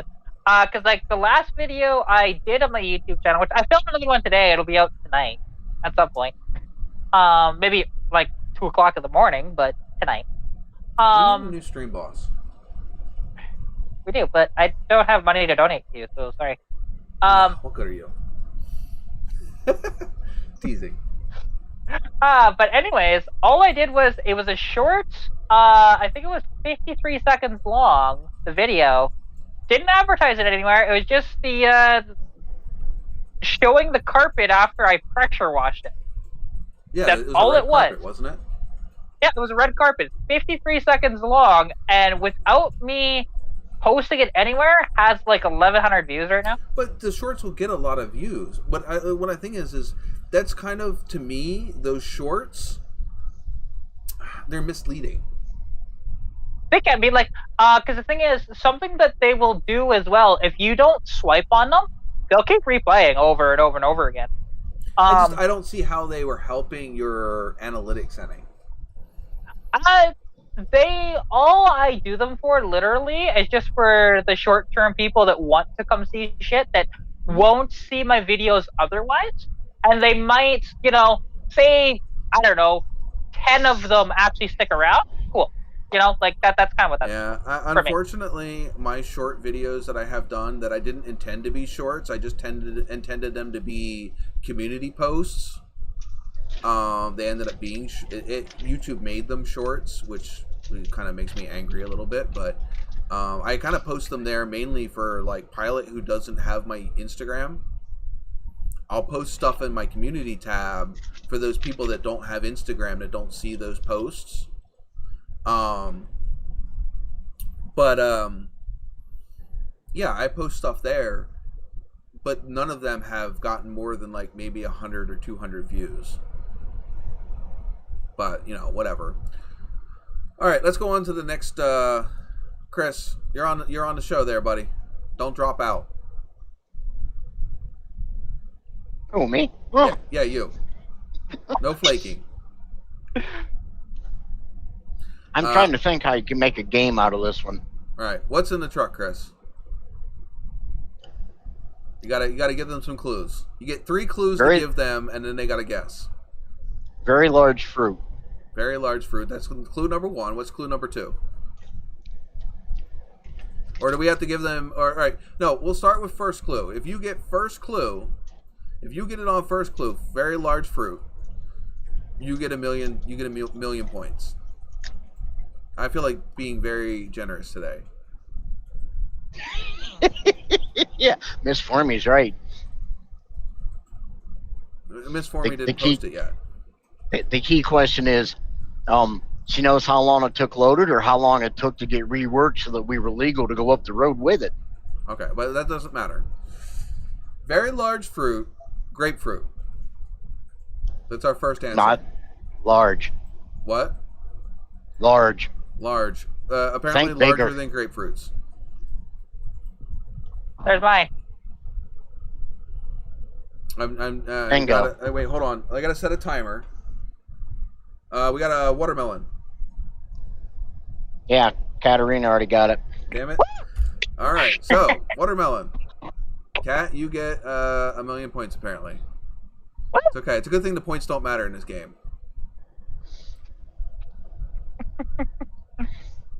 And you've already got a million anyway, so. Now you could go. You could go one step further than that on which ones in particular, size-wise. Well, the seedless ones are going to be smaller than a seeded one. Yeah, we're not going to go seedless or unseedless. Is there different types of watermelon other than that? Uh huh. Oh, I didn't know that. Just like apples. I like the But different sizes. You know what? I used to love the big watermelons that were nice and long. You know, they were more long than they were like around, and they were seeded. I cannot find them anywhere anymore. All you find is those stupid seedless round ones that like taste like crap. They have nowhere near the flavor of the old school seeded watermelons. Wait, weren't those ones like? I want to say they were Jamaican, but I could be wrong. Back in the day, I have no idea. I just remember as a kid the big long ones and it would be so sweet. I have not found a seeded watermelon that didn't taste grainy and literally like almost flavorless. You'd have to go take a bath when you're done eating it because it was so sticky. Yeah, I didn't like them. I still don't like them, and that's all like freaking Walmart carries. It's annoying. I can find them sometimes. I can find some of they're not as long as I remember, but I can find some of the bigger ones at like a Wise or a Giant. But very rarely will I find a decent sized one. yeah. Well, it's because the Biggest issue is the growing time. well, yeah, like because the ones you get at Lazy Walmart and don't want to pick out the seeds either. Well, like, and also, like, the ones that you find at Walmart, those are, like, GMO 100%. You know, that's why they're so big that way, right? They're not even big. They're not big. The ones you find at Walmart are freaking tiny. They're, like, maybe 12 inches across. Well, you can get really large ones up here at Walmart, depending on which Walmart you go to. Well, I am jealous of you because we get the stupid little freaking meaningless freaking seedless ones here. Yeah, like, there was one, and I'm not sure if I still have the picture of it or not. It took a long time ago. But there is a picture of me somewhere standing next to this watermelon that is a full 22 inches across. And it was at Walmart. It was like, holy crap, that was giant for even Walmart watermelons. Like, oh my god. It was a hybrid. We have really, really big pumpkins down here. You can get giant pumpkins up here too. It just depends. Like, we have pumpkins that are bigger than pallets. They're like those 4 do feet to 5 happen. feet tall. Yeah, those do happen, but they're really rare up here. But that's because, like, compared to down there, where you probably have a longer growing season, up here it's very short. Very short. If you ever been to we have a Bloomsburg fair down here, and they are a regular thing there because they have like one of the competitions is who has the largest pumpkin, and you'll get several of them that are that big. And just swallow the fucking, just swallow the seeds. That's what she said. Right? Nah, it's more fun to spit them in your sister's hair.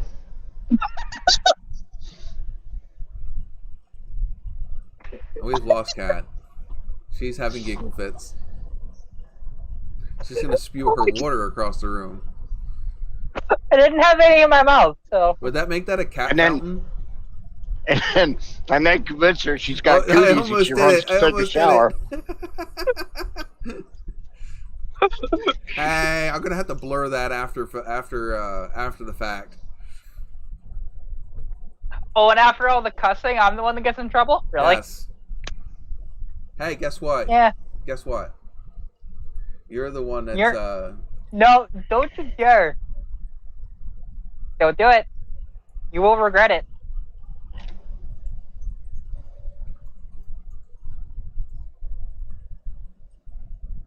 You motherfucker.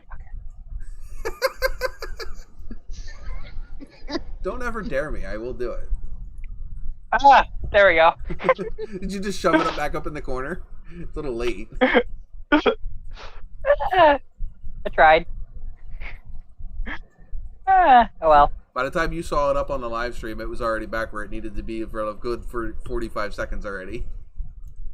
Yeah, it seemed like it was quicker than when I did it, so it's okay. It's fine. That's funny.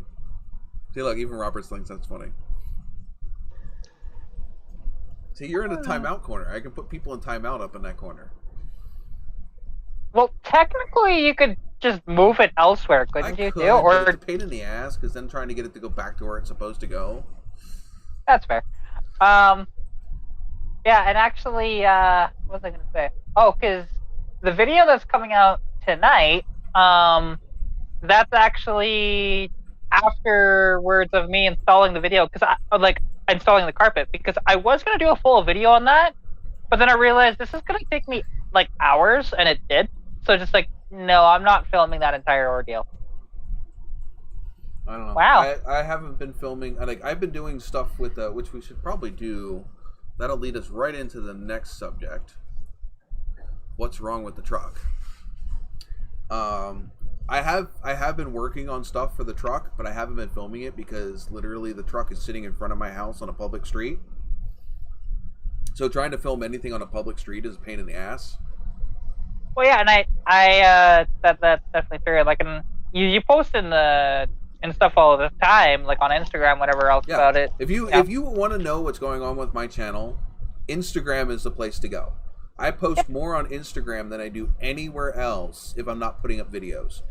I have gotten away from Facebook as my main source because Facebook, I literally believe, filters your views to people based on whether or not you feel like paying to have your post promoted.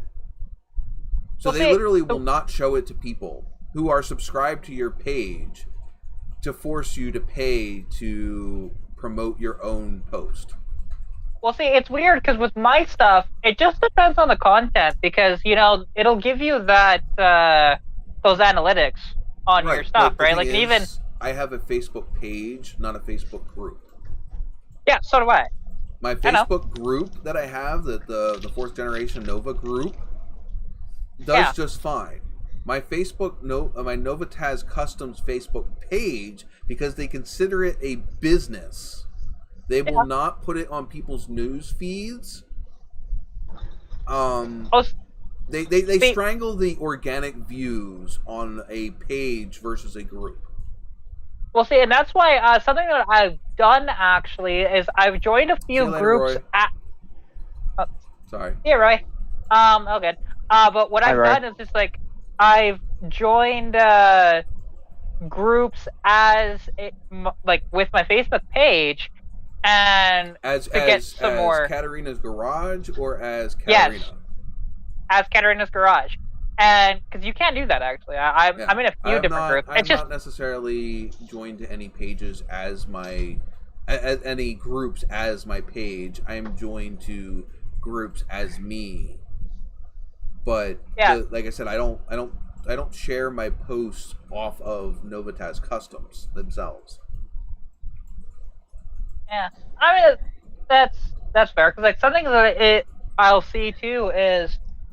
When you have like your Facebook page in a group, any of the posts you do, it'll actually give you those analytics for you to show you, how many people has this reached and all that stuff, right? So maybe I have to join some of these as a, because I mean that's my problem is okay. So I've had my NOVAtazz Customs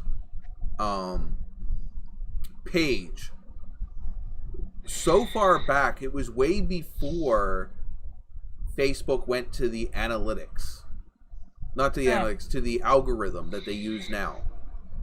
My NOVAtazz Customs page used to get 300 to 700 views per post. Okay.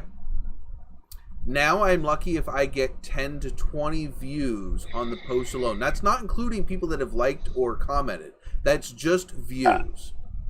So why am I going to put time and effort into something that only 20 to 30 people are seeing? When I can put it on Instagram and I get hundreds of views. See, I just do both. Just because. So most of my time is devoted to where I get the most interaction with. I have Twitter. I don't really post stuff to Twitter because of the same thing. I'm not going to take my time to post to Twitter if I'm not getting any return feedback from it. You know what I mean? Now, with that said, how much difference would there be, you think, in the fact that she's actually in Canada versus us here in the States? I have no idea. On the way that they would treat that at all or not? No idea. Actually, it depends because I know that. Well, actually, no. For online stuff right now, although Canada is trying to regulate it, and it's just like CRTC is trying to meddle with Facebook and YouTube, and it's pissing me off actually. Because if it goes through with what they're doing, anytime I post a video, they'll actually have to approve it first, the CRTC, which is like, no, this is not on TV. Screw off. Like, right. So there is that. What criteria are they trying to judge it or whatever on? If it's appropriate and all that different stuff, which, like, don't get me wrong, all of my stuff is appropriate. However, I don't want to have to have. Yeah, well, even this is like, don't get me wrong. There are some videos where I'm cussing like a sailor. They're towards the end of the videos I do that because. You know what? I should download the dolphin sounds that they use in SpongeBob, and when everybody curses, I just play that sound. I think that would be just hilarious all on its own. That would work. We've gotten really completely off of the current segment. Yeah, we have. Oh well. When do we ever stick to topic? We never do. No. I was gonna say, well, with my car, which will be fixed on Tuesday, I just have bushings to get replaced, and it needs an alignment. But because like forever, it's been like I don't know, like this for 4 or 5 months. My '81 Mustang, the control arm bushing on the front passenger side. When you go over bumps and stuff like that, or sometimes just going down the road, it'll knock because the bushing is like gone, right? So it's annoying. I've got you beat. Okay, I've owned my '77 Nova since 2007. The last time I drove it was 2013. I did drive it when I picked it up from the storage yard, and I drove it up onto the trailer and then into my yard. But the last time I drove that car, as in actually enjoyed driving it, was 2013. I've owned my Trans Am for 8 years now. I got to drive it for 1 year. It has been sitting for 7 years now. The last time I drove my truck was 2015. It has been sitting for 5 years. Okay, but that is the difference though with that is I'm dailying mine doing that. Mine were dailies. My truck was a daily before it went down. Yeah, but you've had them parked since, so does that count? Yeah, it was my daily. The only reason it's not my daily because that is supposed to be my daily. The only reason that it's not my daily is because I am using Jess's cars right now because mine has been broken since 2015. The Nova was my daily until it broke. It was my daily until it broke. The Trans Am was never a daily car. The Trans Am was strictly a fun toy. That's fair. Like, yeah, I mean, to be fair, I'd probably be driving my 86 a lot more if the motor was pooch right now. Right, I would assume so. Yeah, because I was driving that thing through the wintertime. You know, top down, it was like -10 outside. You know, had the heat on, it was glorious. Loved it. But now, just like, yeah, no, she's yeah, done. It's so sad. You know, but it's only a 3.8 V6, so it's not as bad. If there is anybody here who is not subscribed to Pilot's YouTube channel, please go and subscribe to it. Let's get him up to 60 subs, considering he has no content. Yeah, I don't think I'm subscribed to him. You do or not? I don't think I am. Go subscribe to Pilot. Let's get him up to 60 subs, even though he has no content. It's just funny. It is. I know. I'm subscribed to a couple of channels that have 0 content, so why not? He needs to put a big profile picture up of an ice house bottle. There you go. That or an igloo. Welcome to my ice house. You know what's funny is when you actually type in his name, it actually comes up as pilot training on YouTube. It should be exactly what it shows here, which is... Yeah, well, that's the first thing that pops up is training. Like, his channel does pop up, which I just subscribed to now. Yeah, and just for shits and giggles, I'll put on to notify me of all content on his channel. There you go. You ring the bell. Ring the bell.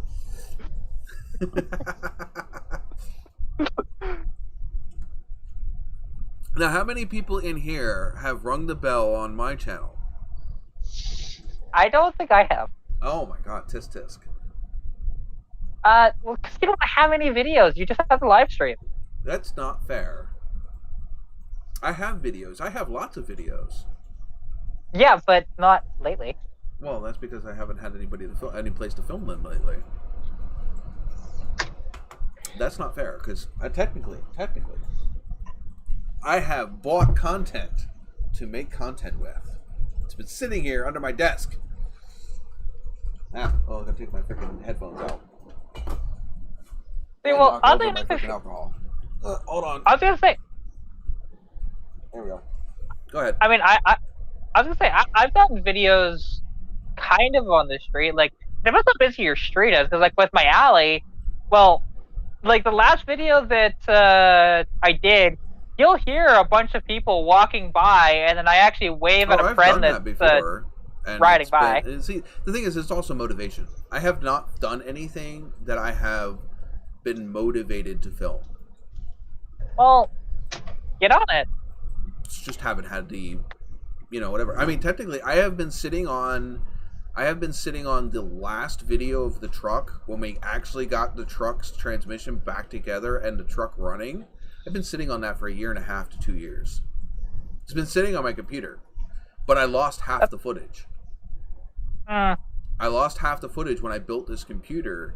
When I built this computer, I literally lost that whole hard drive.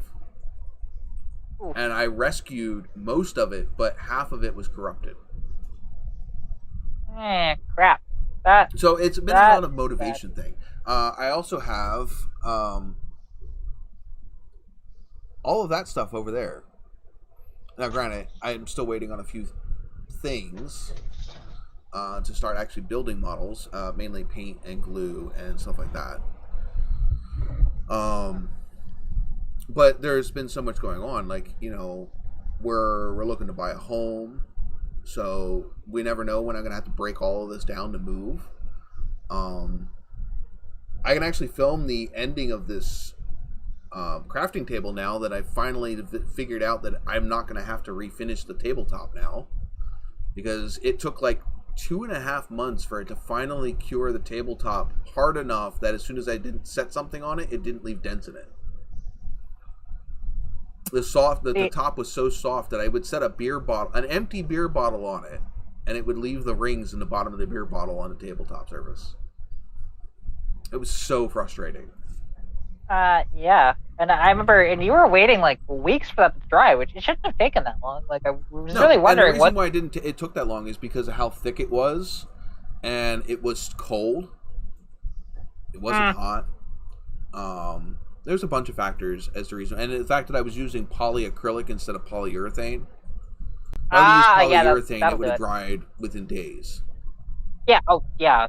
Actually, polyurethane, depending on how thick you put it on, like minutes. That tabletop has about, I want to say, almost an 1/8-inch thick coat of freaking poly on it. Why so thick? Because I used red mahogany. And to get it to level out and to fill in the grain, so that way the tabletop was smooth and flat. So you didn't have a planer. That's your issue. No, it's not. No. It's red mahogany plywood.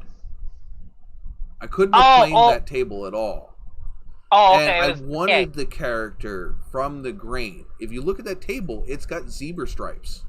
It's absolutely cool looking. But I had to fill in all of the low points in the grain.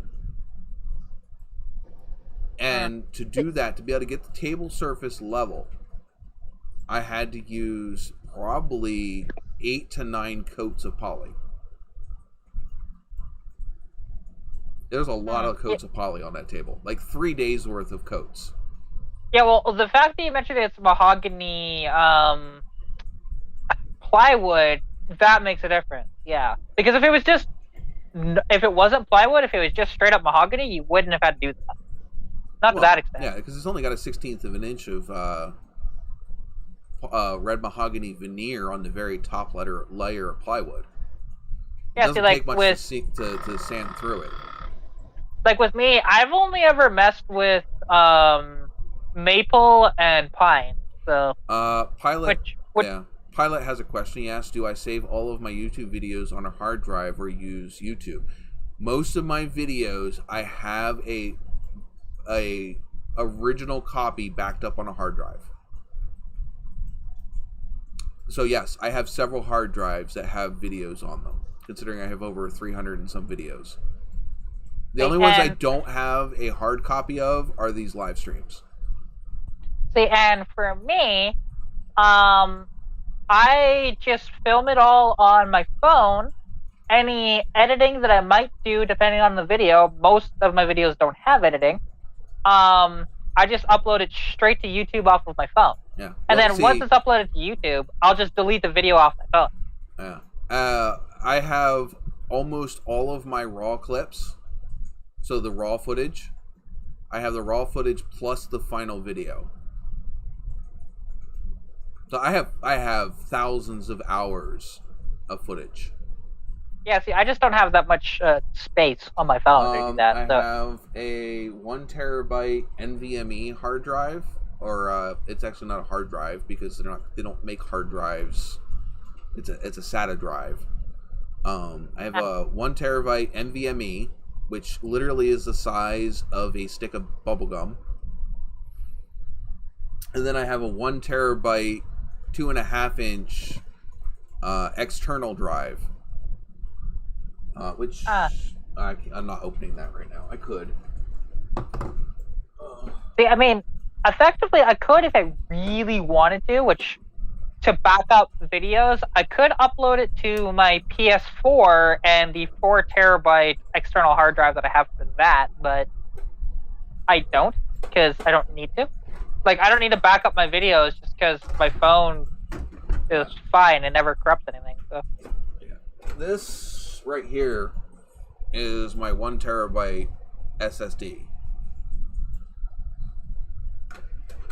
But I also have several hard disks, which are several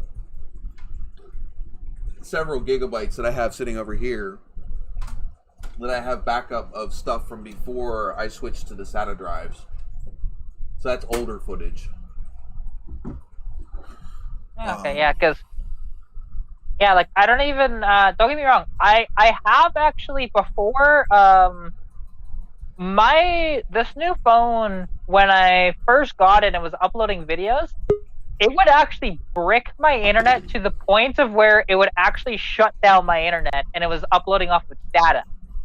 So there was a little bit where I was actually uploading my videos to my computer and then doing the uploads through my computer. But I no longer have to do that because of how it is now. It doesn't brick my internet anymore. It slows it down, but it doesn't brick it. So it's quite nice. But I've got somebody waiting in the so I'm not sure who it is. I thought it was Chris at first. Had it been somebody that I shared it to. Well, yeah, because the link. I don't know who it is. They're not coming up on the video feed. Now they're gone. That was weird. I don't know. That was really weird. But anyway, but yeah, I save all of that stuff because there are times where, God forbid, YouTube crashes or my channel gets lost. I will have copies of all of the original videos before I uploaded them, so I can upload them to anywhere. I don't ever assume that a platform that I am on will last forever. That's what I don't know. If I have more of a budget for stuff in the future and monetize and stuff like that, I might worry about it then. But right now, there's no point. Well, you're just putting out content to put out content at this point. Pretty much, yeah. Like I'm at. Don't get me wrong. I'm getting close to the 1,000 subscribers, but the watch time hours, they're getting there. But like I'm at 880 subscribers right now, and I'm at I think I'm approaching 2,900 watch hours in the past year, so it's gonna take a bit. Yeah, I'm at the point in my YouTube journey that I'm not putting out content unless I want to put out that content. That's so, fair. Like yeah, sure, I could just make content to spit out content. I don't feel like it. I will put out content when I have content that I feel like putting out. And well, see, go ahead. My videos are like stuff that I want to put out. As it should be. And yeah, like, because basically my channel is for 3 different things. It's oh hey, Biggie. Howdy. Because like my channel, basically I put out for like videos for 3 different things. The first is to like document everything I do on my cars and the stuff I sell and whatnot. The second is just for fun, and I can't even think of the third right now, but there's a third thing. But it's fine. There is somebody that is trying to join the live stream that I don't know who it is, and until they clarify who they are, I am not letting them on the live stream. Oh, they haven't put their name up? Oh, their name is if you look at the private chat on StreamYard, that is the name that they have as their name, which is another reason why they're not getting put up on the StreamYard. Shoot. I don't want to get rid of... Okay. Hey, Jesse. I haven't seen you in a while. Welcome back. Ah, okay. Yeah. It doesn't tell me what it is. What? Well, look at the... Well, he put it in the chat as a name there. Well, he must have put it in before I joined because I don't see it. Yeah, okay. Oh, hey! There's a new people, Jesse, that is a moderator. Not sure if I've seen them either. If they're a moderator, it's because they've been here before. Oh, I know. But, like I'm saying, I don't recognize the name, that's all. I'm not here every week either, so there's that. Jesse's been a subscriber for probably close to 2 years. Wow. He and is. If it is a person that I'm pretty sure who it is, he has a handicapped and still drives a old Bronco, a gorgeous blue Bronco. I'm pretty sure, unless I'm wrong. I know he drives a blue Bronco, but I'm pretty sure it's the one that's he has a handicap and has it modified so he can drive it. Well, the fact that he says he's building an electric wheelchair / buggy, I'd say that's probably him. Yeah, that's probably him. Okay, I did get the right person. I apologize for thinking that I didn't have the right person. I know a lot of my subscribers that constantly pop in here. I know a lot of them. But I also have a lot of people that are subscribed to this channel. So sometimes that and Instagram. So sometimes you forget which ones are which. That's fair. Like, my YouTube channel, I do recognize all the time. I suggest you go peek at his channel. His Bronco is sweet. I really like his Bronco. It's the Goodyears too. It's the Goodyear Bronco. Well, what's the Goodyears of Bronco? Earlier Broncos. Not 1993. Yeah, not 1993. So like first gen. What you're referring to. Like the removable hardtop years. Yeah, okay. Yeah, first gen. So that's cool. That is cool. I like that. Oh, it's a Bronco too. Yeah, but it's still the first. It's not the later ones. It's not the 90s and whatever. They're the nicer ones. Because I think the first gens were really tiny, and then the second ones were more like the Blazer size. Yes. And then the Bronco. Well, okay, yeah. The first gen was essentially like the size of an International Scout and stuff like that. The second gen, which came out in 1978 and only went for 2 years, it was 78, 79, was on the F-150 platform. And then they went to the Bronco 2, which was off of the first gen Ranger. And they also made the full-size Bronco at the same time off of the 80s F-Series pickup as well. I don't know that much about the Broncos. I just know that his is nice looking.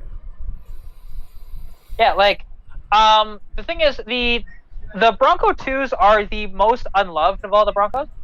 I think his is nice looking. Oh no, I'm just saying in general.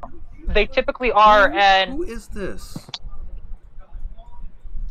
And what have they done? What have they done with Chris?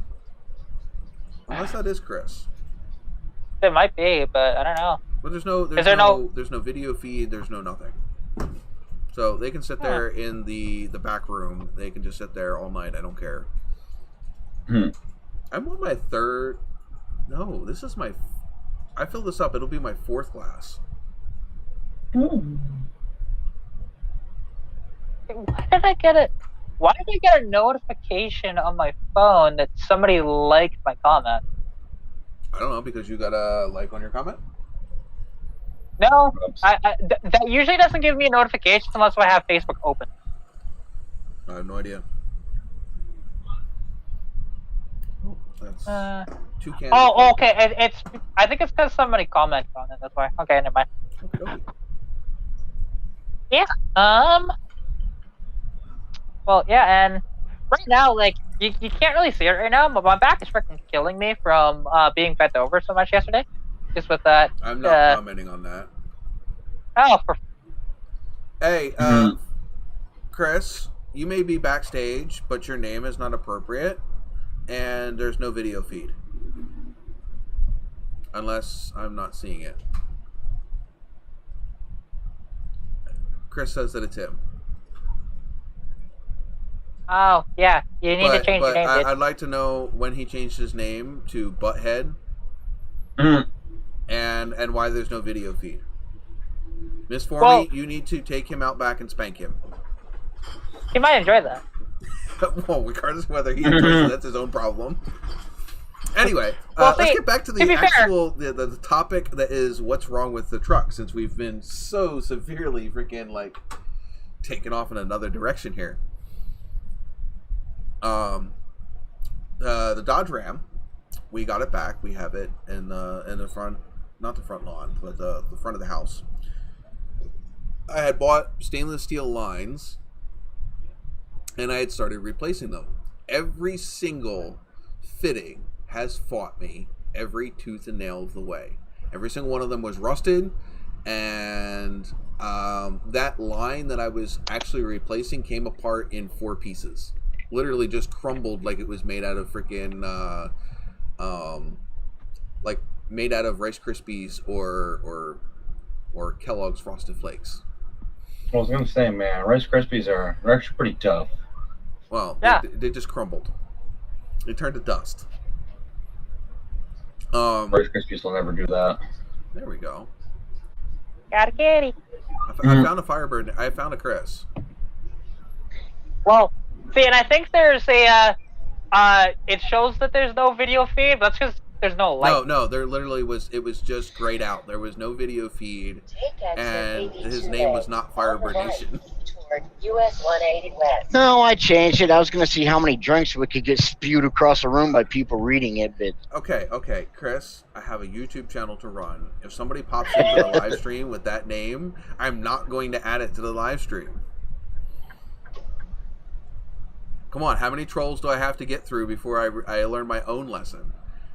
7. I mean, you want to know how many trolls I've had to go through? Look in the chat and look how many of them are moderators. There's a reason why there's that many moderators. Because we have dealt with our fair share of trolls in this live stream. Uh-huh. Oh yeah, I'm sure like that... the FBI, the DEA.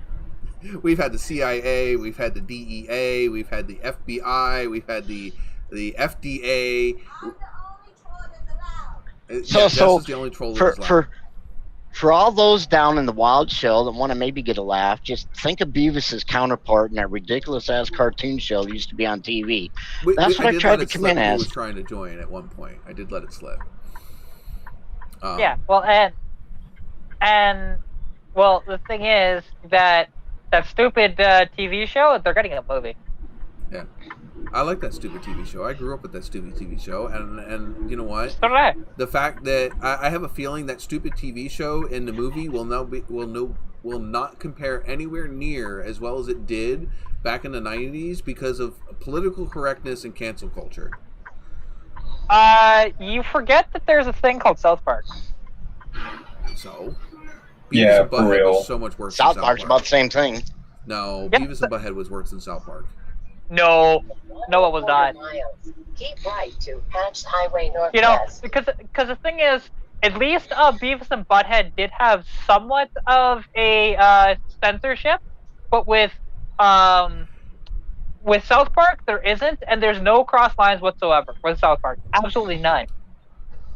Because you can watch stuff like hell. It was, I think, only 6 months or so after Steve Irwin died, and they made fun of it. Yeah. Hey. Which is just like... Stop at the hour. It is. It is. Look at that. Well, kind of. But yeah. Yeah. Let's see. How many CFM carburetor is on my Nova? Whoever gets it right. If somebody guesses None, it because right, it's not on the Nova no more. What'd you say?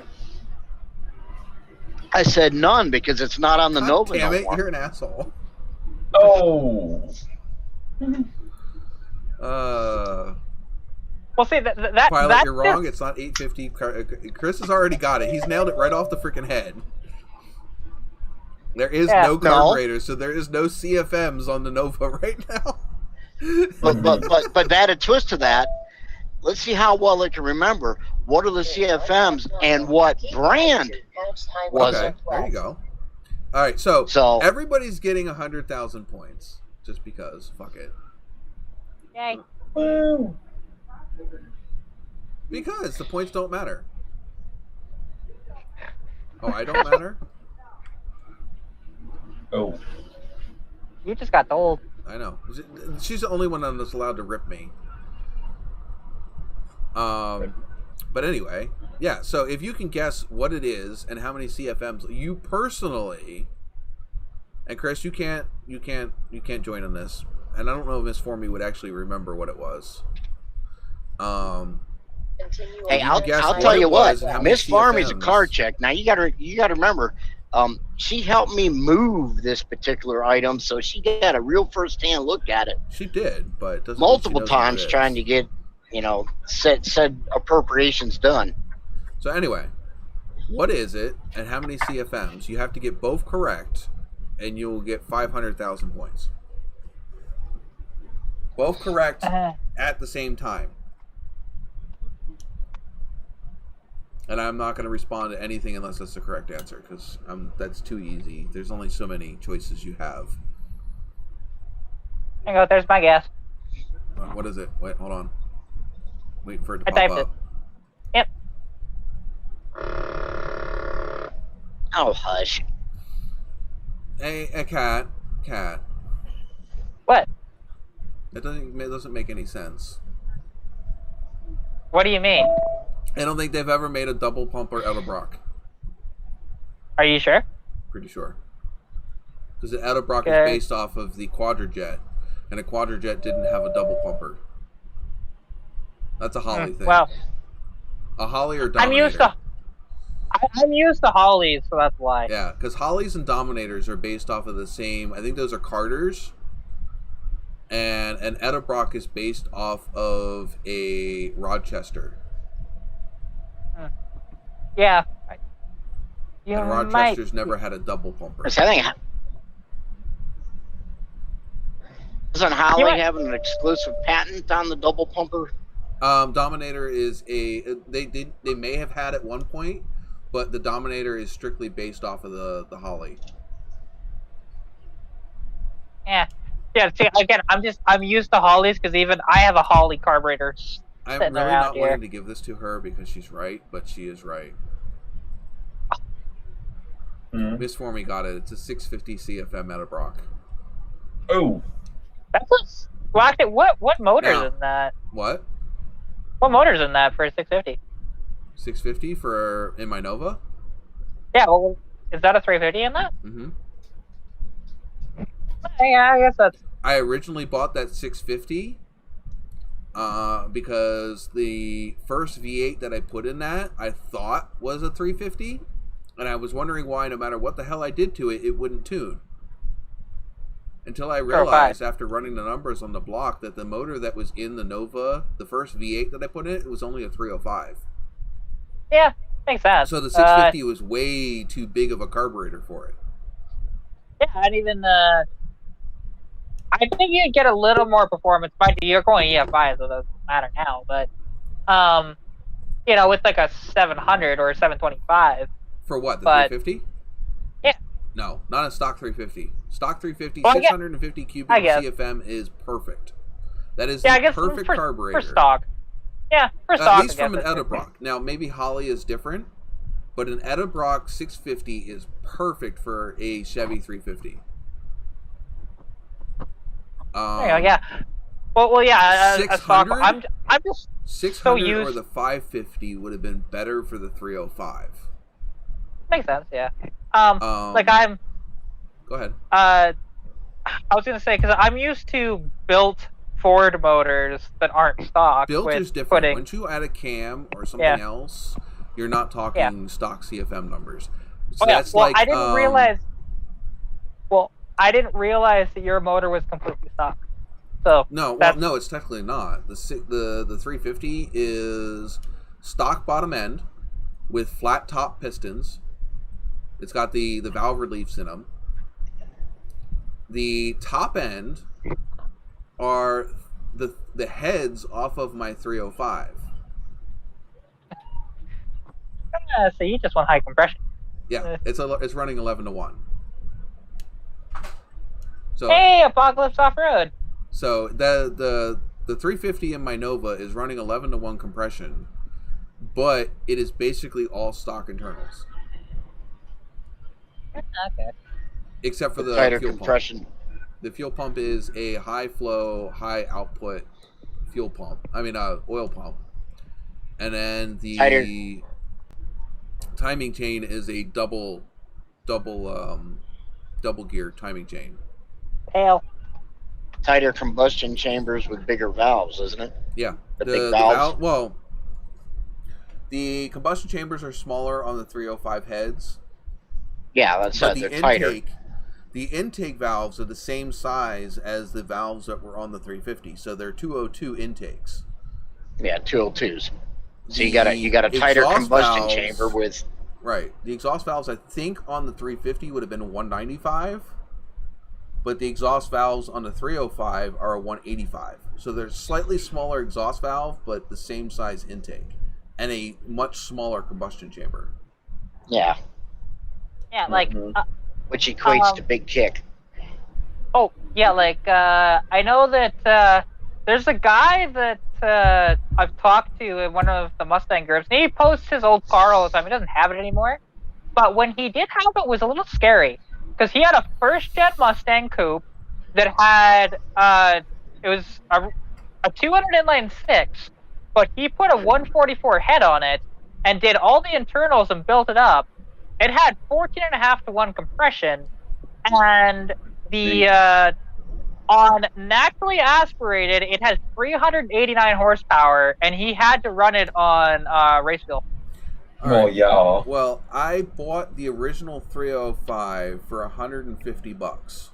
All I did was replace the rod and main bearings, threw a fuel pump rod in it, and slapped it in the car. I think a gasket set too. Slapped it in the car.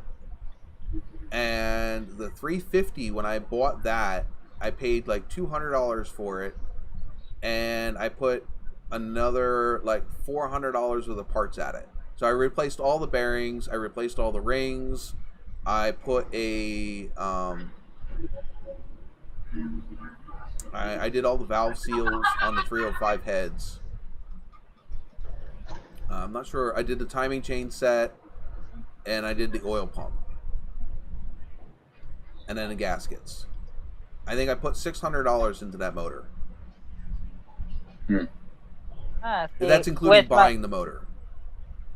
Yeah, with my inline 6, because the only things I'm doing, I'm keeping the internal stock for now, and stock bore and all that stuff. But it's just getting a 250 head, poured and polished, and has a removable intake on it. Gonna put a 2-barrel carburetor on it, put a cam inside the motor, and do the exhaust, which it'll be. The header is a weird situation because it was never designed for that car. It's actually two 4.3 Vortec passenger side headers that were welded together and made to fit, and it goes into a 3-inch collector, which I'm going to Y off into 2.5 inch, and it's going to dump out just before the rear wheels. I would run that with a little bit of the smaller exhaust for a little bit before you Y it off into the 2.5 inch, just so you don't lose your back pressure. To be honest, I really won't as much. With that, it's gonna make quite a bit of power just doing what I'm doing. Well, no, for it's not that the power little that motor. I'm worried about.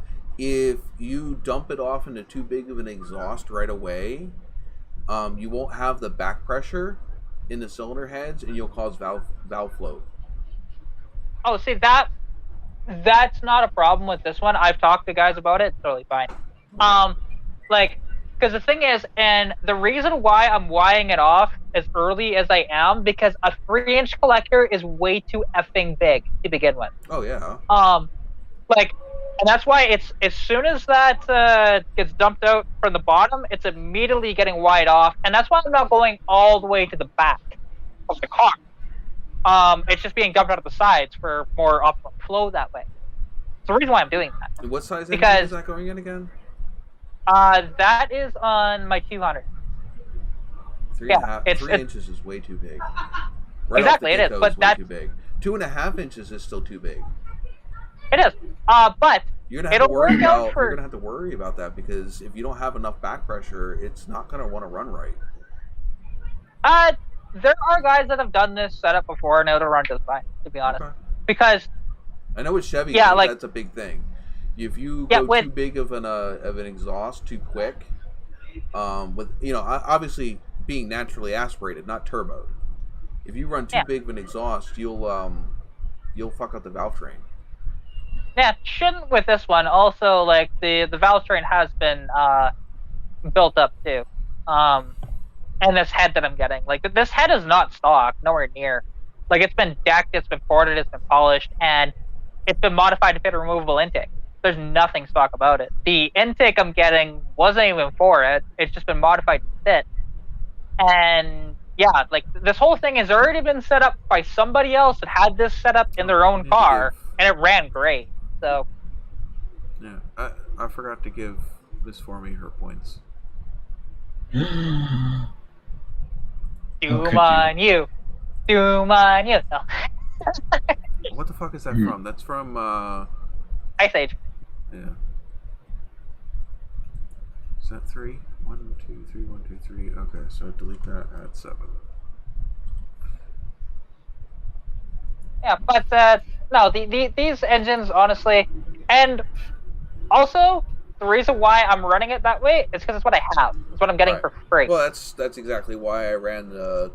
I mean, there's a second ulterior motive to running the 350 the way I did. When I pulled the 350 heads apart, all of the rockers, well, most of the rockers were split. The valve, the push rods were fucked up, and the top of the valve stems were fucked up. So that head would have needed to be completely rebuilt. It was a lot cheaper for me to just swap the 305 heads on top of the 350. Well, you know, that and I got higher compression ratio. Yeah. Oh, well, actually, something that when I do swap the head, oddly enough, I'm going to ask my inline 6 group because there's a lot of guys that covet the 79 to 82 200 inline 6 head because they have the larger, they call it the large log intake on it that actually produces way more flow compared to the earlier ones. Mm-hmm. And it'll bolt onto an earlier head just fine, and it has the same amount of compression those later ones do as well as the earlier ones. So they actually make more power. But yeah, and if somebody wants to have that, you know, they can buy it off me and pay the shipping, and I don't care. I really don't care what I get out of it in the end, as long as I get something out of it. Because, yeah, just what I've learned, like, especially... Yeah, pretty much. And also, finding one of those heads, I guess, that isn't cracked is like a unicorn, and to my knowledge, that one's not cracked. What is the little white circle that is floating on front of you, Kat? You have a ring light. Oh, that. You mean that? Yeah, I'm just watching it, and I'm like, what the hell is that? You're totally, you were totally fucking with my already inebriated brain. You know, that's the cord for my headphones. Right, I was like, is that a reflection from a ring light, or what is it? Because I'm like, I'm just sitting there staring like, what the hell? That's too funny. And my dress probably doesn't help because the black cord blends into it. Right, so it's just this floating circle of white. I'm like, what the hell is that? Yeah, now that you happened. Guys can all see it. You won't unsee it. Yeah, well, I mean, the thing is I can see it a lot bigger because that 4 windows on my screen is a lot bigger than what it shows up in the YouTube video. Oh yeah, that's funny. Yeah, because that happened with this these headphones years ago, and I guess it got a nick in here, and then the wire just kind of came out. But the headphones work just fine still. It's a herniated wire. Pretty much. Oh my god. So, Now and Jesse can't unsee it. He can't unsee it now. Thanks. Yeah, I'll make it. There you go. You're all welcome. No, now you can't see it because it's too blurry. It should be blurry. Frames per second is not keeping up with the fact that it's moving. Oh yeah, I guess. Okay, it's not down there. That's true. Okay, that's YouTube quality going down the toilet. That's what that is. Oh yeah. Cat is. Oh.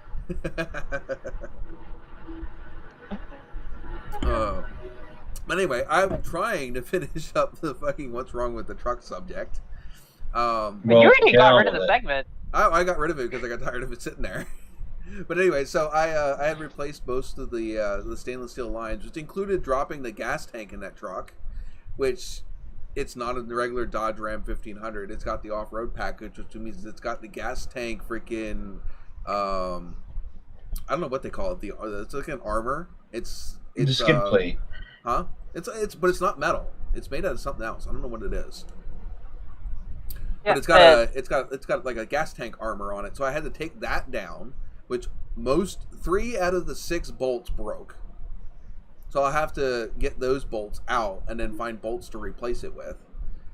Before I could even drop the gas tank, because the stock line runs along the inside of the frame rail,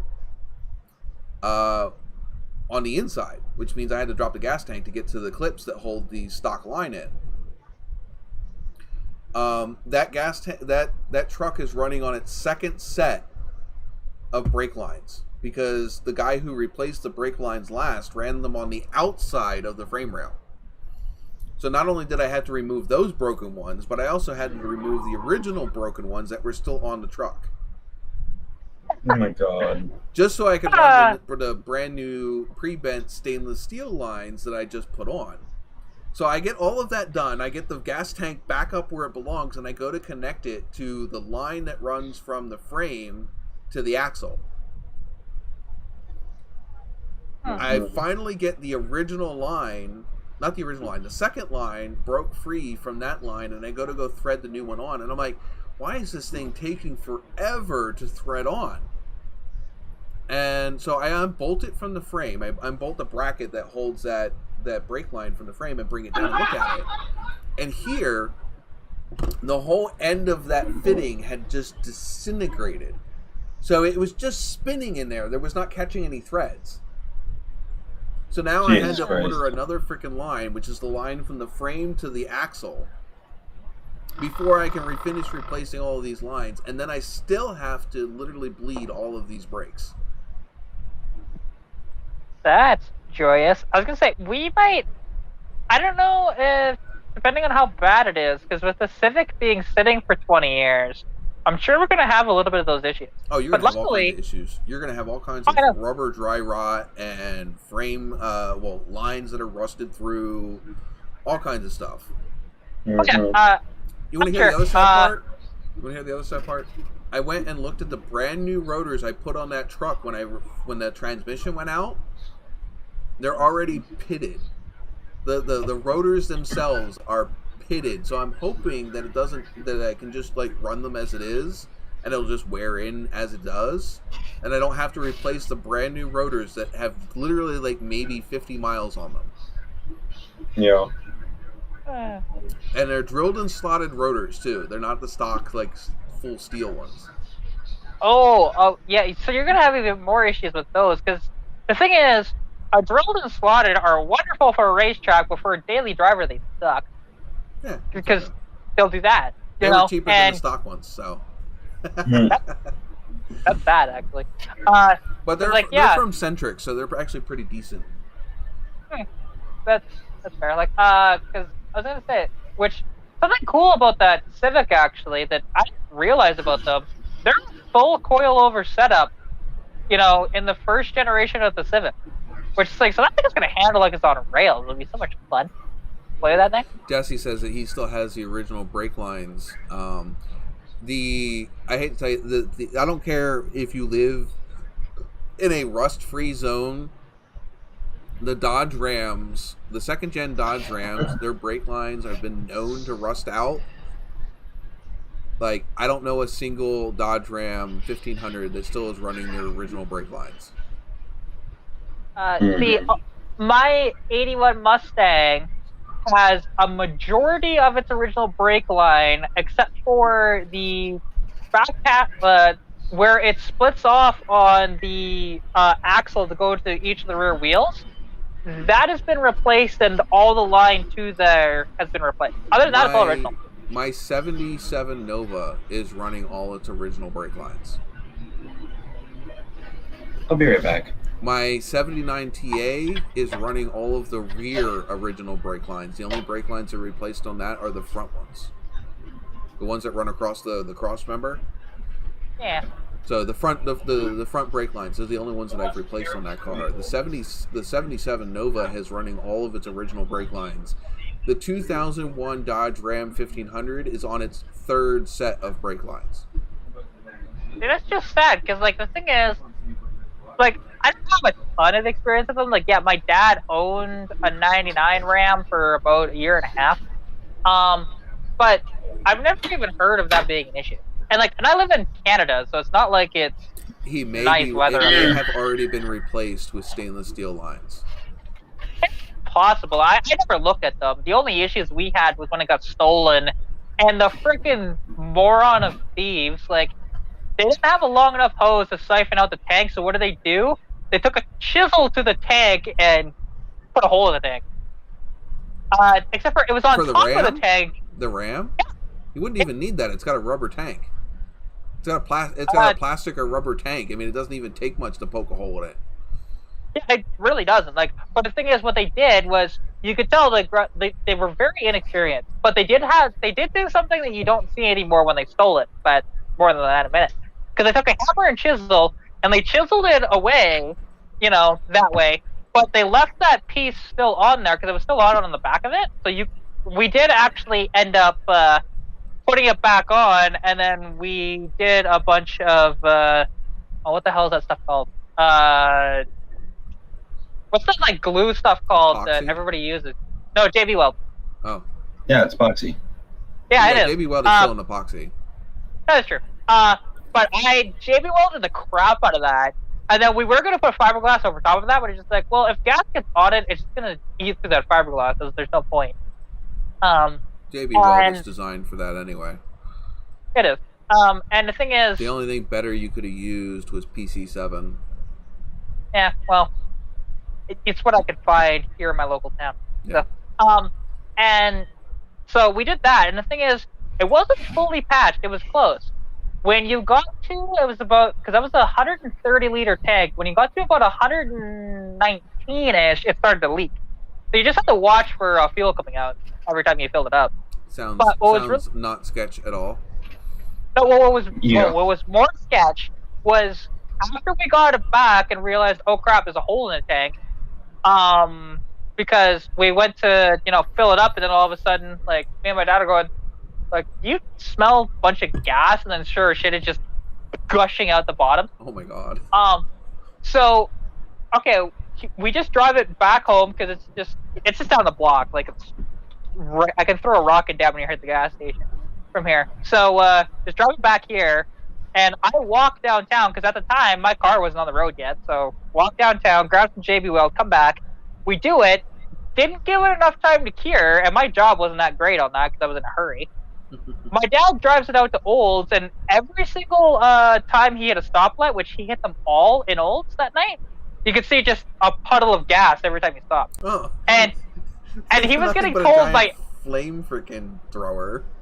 Oh yeah, well, and it was so funny because every single time he stopped, somebody would pull up next to him, just like, "You're leaking gas." She was like, "I know." I'm just trying to limp it home. Well, see, the funny thing was when he did that, he wasn't even limping it home. He was going to play pool that night.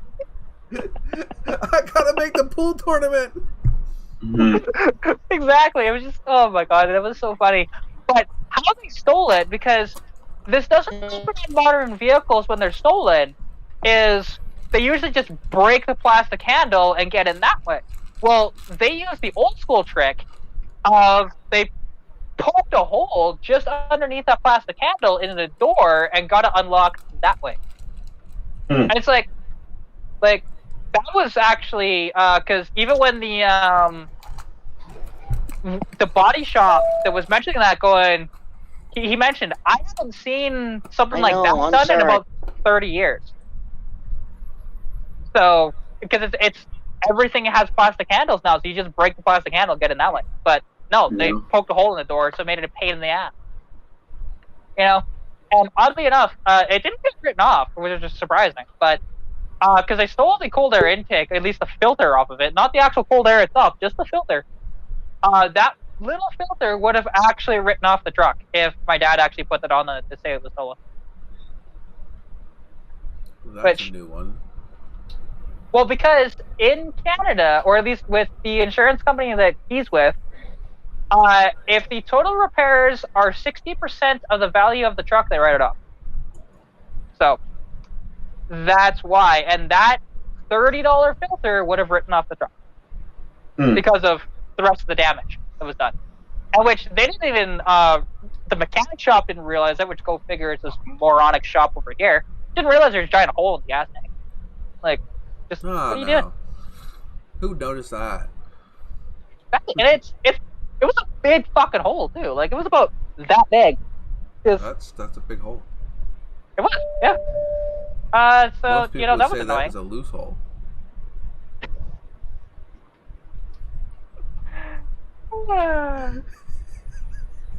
And just the silence. Oh god. Awkward joke. I apologize. But yeah, so that was the fun adventures with that truck. Oddly enough, if we're going with more car issues, we can go back to my dad's first Dodge Magnum. Now, this is a common problem with them. The wire to the connector to the blower motor in any of the LX platform Chryslers from 2005 right up until I think it was 2010 or 2011. That's way too new for my blood. Oh, I know, but this is what my dad drives, right? This was a 2006, and what happened was we were driving it, and we were actually picking up a new connector because it wasn't working 100%, and it actually caught on fire on us when we were at the post office. So we just had to immediately turn off the car and unplug it. And we were literally going to go get a new connector for it just then, and it decided to catch on fire. It's like, wow, really? Like, that's fun. But Chrysler Electrical, been like that for a long time. Well, I'm sure, Sean can mention Chrysler Electrical being his Ram, I'm sure is not the nicest. The electrical issue I'm fighting right now is the fact that the horn doesn't work. Oh, that's not too bad. But to be honest, that might just be... Actually, what year is your Ram? 2001. Okay, yeah, so it still would have that issue. That... I know that on my dad's, it was kind of hard to actually get the horn to work because the airbag was in the way, and you had to push it so damn hard to make it work. My dad's Magnum the same way. Exact same way. It's not the connection in the steering wheel. I've already ruled that out.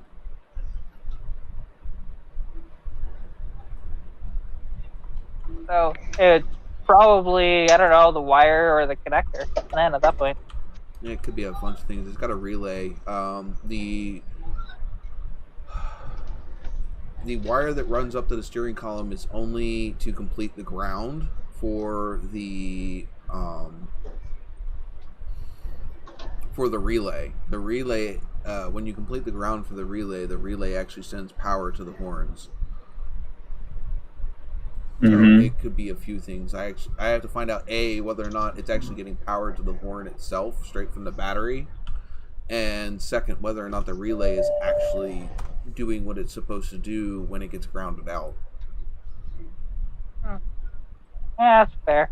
It was kind of funny actually when I took my car in to get my 81 Mustang, when I bought it, it needed an out of province inspection. So they go really deep into those, and they want the stupidest things for some of that stuff, but whatever. It's just a cash grab by the government, really. And the thing is, the horn wasn't working. Now, the thing is, the shop would have realized if they looked, because I didn't even bother looking at this, because who thinks of the horn with a inspection, really?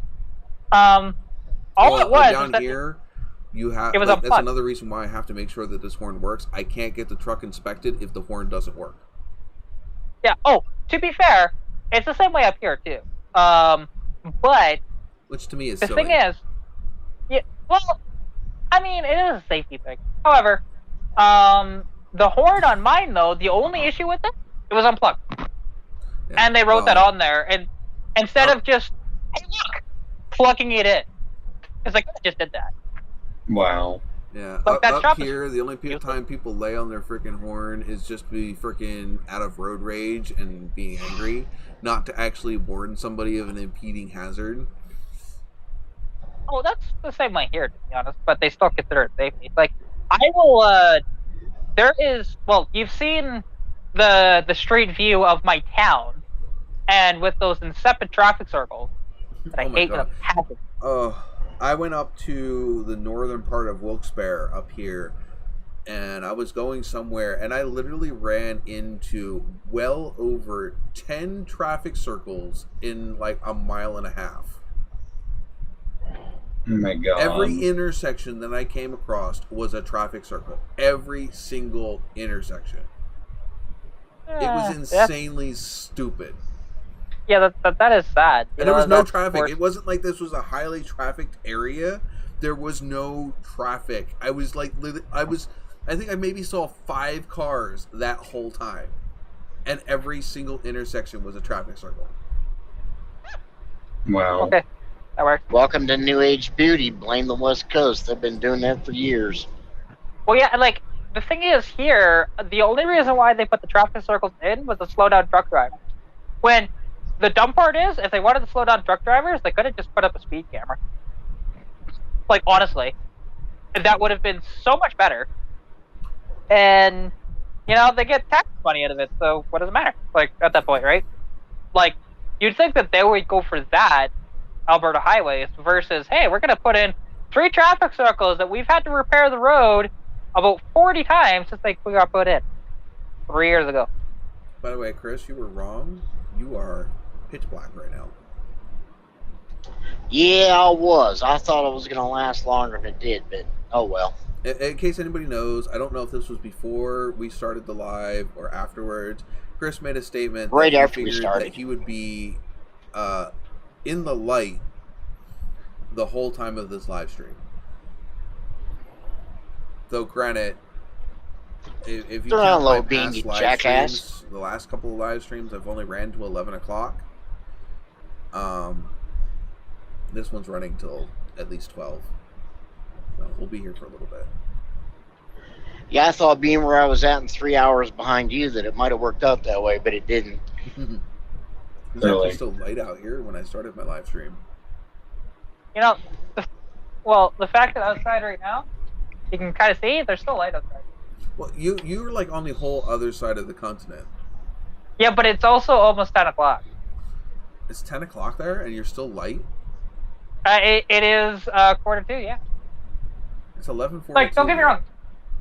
It's gonna get there pretty soon. Like, within the next probably 20 minutes, it'll be pitch black outside. But yeah, I was gonna say, because it's 11:42 here, and I swear I'm pretty sure that we were dark by just after 9. Yeah, see here, like we have light. Like our longest day, we have light till like 11 o'clock. Oh, it's wow! Kind of cool, actually. It's awesome. I like it. But I don't think we've ever had late that past, maybe just past 9. Yeah, no, that's welcome to living in Alberta. That's how it works here. The times the sun come up. Around 6, maybe 5. We got like freaking 7 hours of nighttime. Basically, yeah. Yeah. That's in the summertime. Now, in the wintertime, it's a little different. But, wintertime, the sun is up usually around 8:30, and it gets dark outside at like 5:30 Oh, on our shortest day. So there's that too. yeah. I think ours here, where I'm at in Pennsylvania, during the winter, it gets dark around 6, 7 o'clock at night, and then during the summer, it gets dark around 9, and then it gets daylight in the winter probably around 7 or 8, but in the summer it gets daylight probably around 5 or 6.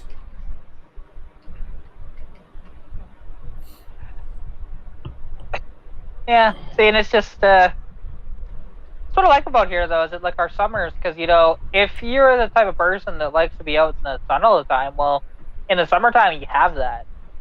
It's really nice, and you can stay out a lot longer too. And that's why being a kid was awesome, because you can stay out to like 10:30 some nights. Great, because our stipulation was once straight lights come on, we had to come home. Yeah. I suffer from SAD, which is seasonal affective disorder. So I have problems whenever it's like cloudy for extended period of days, or during the winter where there's not enough sunlight. I get depression. Chris, you're farting again. Nah, it's actually reading the dotted line in the center of the road. Really? That's sad. Oh, this is the most ignorant system I've ever seen. It cracks me up. And God forbid if you're in a 2-lane road, if you're in a turn going to the right and there's traffic coming at you, the stupid radar sensor in the front bumper thinks that somebody's directly in front of you, and it panic brakes the truck trying to stop, thinking you're going to have a collision. Oh my Oh, God. Christ. Do you think that you'd be able to fine tune that to where it wouldn't be like so sensitive?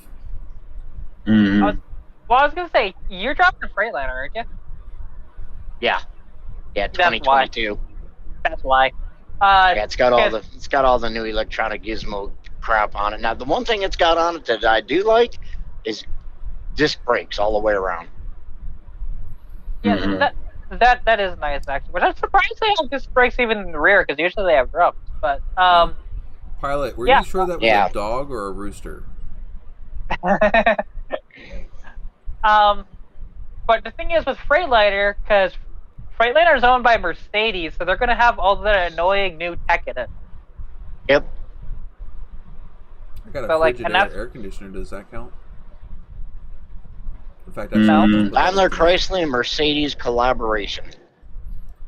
I literally just threw in that Frigidaire air conditioner like 5 minutes before I started setting up for this live stream tonight. Well, see, mine is a...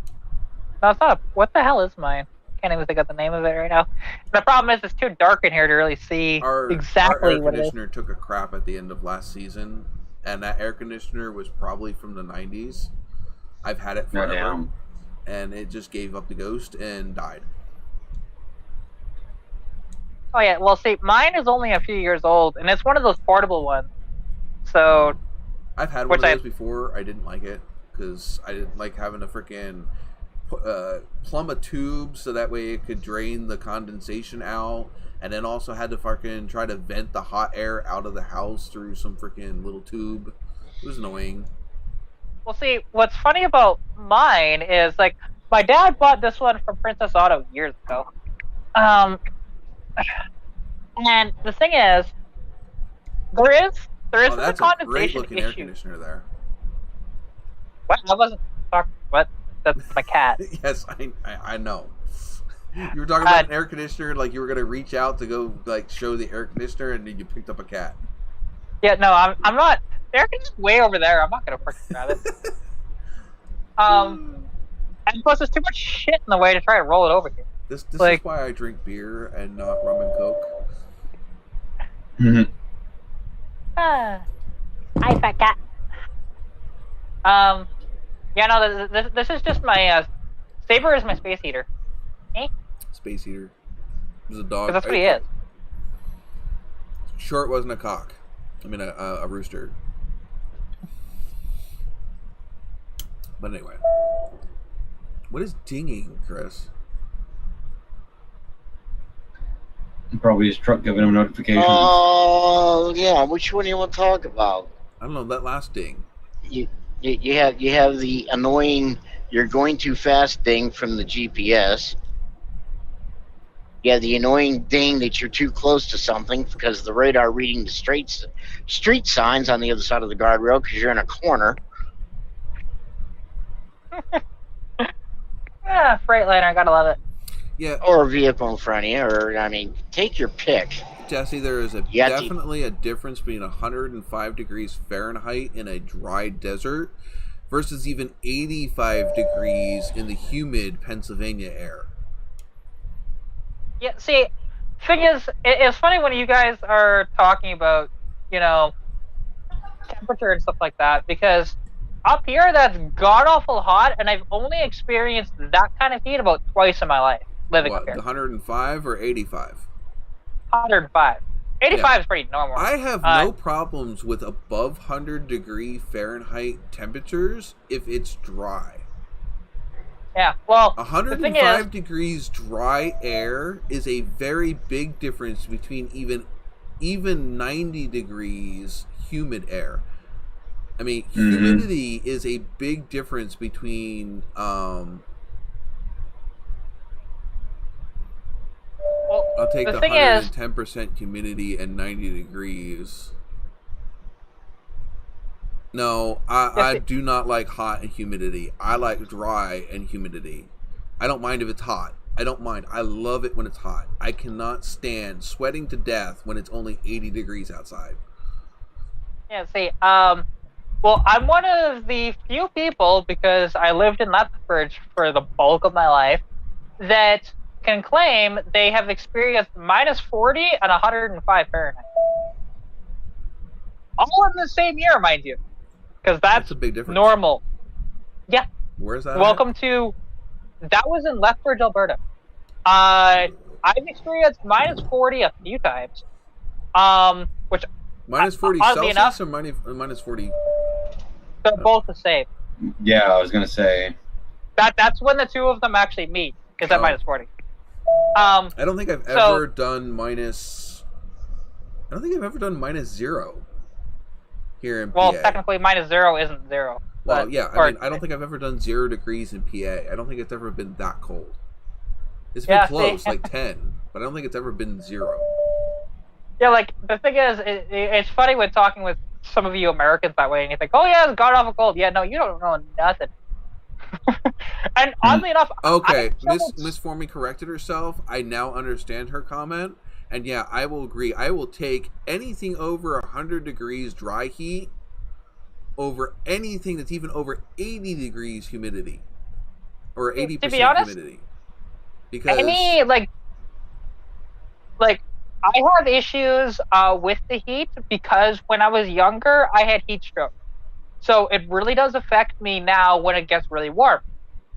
Because, let's see, luckily I live out in Sundry now where it doesn't get quite as hot as it did in Lethbridge. I'm doing the conversion for you guys. Yeah. See, humidity is the big difference with heat. If it's hot and humid, you can't breathe, like Miss Formie said. If it's hot and dry, you can breathe. It just feels warm. I don't have an issue breathing with that. It's just with the overall heat and my body overheating. Yeah, but humidity makes heat feel it's like humidity is to heat as wind chill is into cold. Yeah, see, where I am... Turn left on North Franklin Street. The hottest it typically ever gets is about 82 degrees Fahrenheit, and the average in the summertime is closer to 73 Fahrenheit. So it's quite nice here. 73, geez, that's a fucking nice day here in Pennsylvania. So that's a hot day. That's nice. That's a nice even day here in PA. Yeah. That's our it was over. Geez, it was what 85 degrees today here in PA, and it's springtime. Yeah. Well, you got to remember where I am. It's way north of where you are. Because if you look at where Sundry, Alberta is on the map, it's quite north. Like it's in central Alberta. So I don't know if it's if it's even 80 or 90 degrees here and the humidity is anywhere near high, you feel like you're literally drowning in your own sweat. Yeah, see, I have those issues whether it's humid or not. So, just because, again, with my body. Well, you guys are used to being a lot cooler up there. I mean, there's a difference because our average temperature, I mean, even when it's cold, it's maybe in the low 20s. And when it's hot, it's about 105, 110. Our average temperature is between 60 and 80. Well, like today, when I was doing my video, like I didn't actually have to have my hoodie on. I just had it on. It was only 57 Fahrenheit, which was like perfect, and the clouds looked like it was gonna rain. Yeah, 57 would be a little chilly here. See that up here? Not chilly is in a bad way, but cool. It would be like a fall or a spring day at 50 to 60. Well, to be fair, before my hysterectomy, I was overheating so bad and having hot flashes and all this other fun shit. Don't come to PA. In 1/2 mile, I turn left don't want on to. I-25 north. I don't have as many issues as I used to, but I still have some issues now after my hysterectomy. But I was actually, and it was funny because people were like asking, like, "Are you cold?" Just like, "No, I'm fine," because I'm overheating that bad. I was doing mechanics in my car. It was actually okay. Let's do this conversion for you guys again. Minus 20 Celsius. So it was around -4 Fahrenheit. Turn left I was on I-25 north. I was in short shorts and a tank top working on my car because I was that hot, and doing that was comfortable. Oh, yeah, and I was out there for like a couple hours too. I felt wonderful doing that. Okay, so right now here in Coaldale, it is 85 degrees and the humidity is 69%. Wait till next week. Jesse was just talking about the fact that it is his humidity is at 9%. Our humidity here is 69, and it's 85 degrees. Before we put the air conditioner downstairs, sitting in my living room, I was pouring buckets of sweat. And I'm one that likes it hot. I like it when it's warm. And I was sweating in my own living room. Like, to the point to where, like, the water was dripping into my eyes. And I wasn't even doing anything. I wasn't running. I wasn't going anywhere. I was literally just existing. Well, that's a sad day. It's the humidity. And it's not the heat. Where's Jesse at? I know, but still. Jesse Mexico. is south, I think. You're Mexico. Coincidental. So am I. Yeah. Now. What temperature is it in New Mexico right now? Where I'm at right now, it's 68 degrees. 68 degrees and 9% humidity. My God, it might as well be freezing there. Let's just see. Yay. Considering it's 85 degrees here and 69% humidity. Yeah, right now. Actually, oh wait, this was this afternoon. So when I was out there, when it was, that 52 degrees or whatever, it was 50% humidity doing that. Oh, by the way, this is midnight here in PA, and it's 85 degrees. Yeah, see, don't get me wrong. When I was living in Lethbridge, it would do that too. Like, it would be 20, 30 degrees Celsius all night long in the summertime. What's the humidity? Down in Lethbridge? I mean, Lethbridge is a semi-desert, but let's see.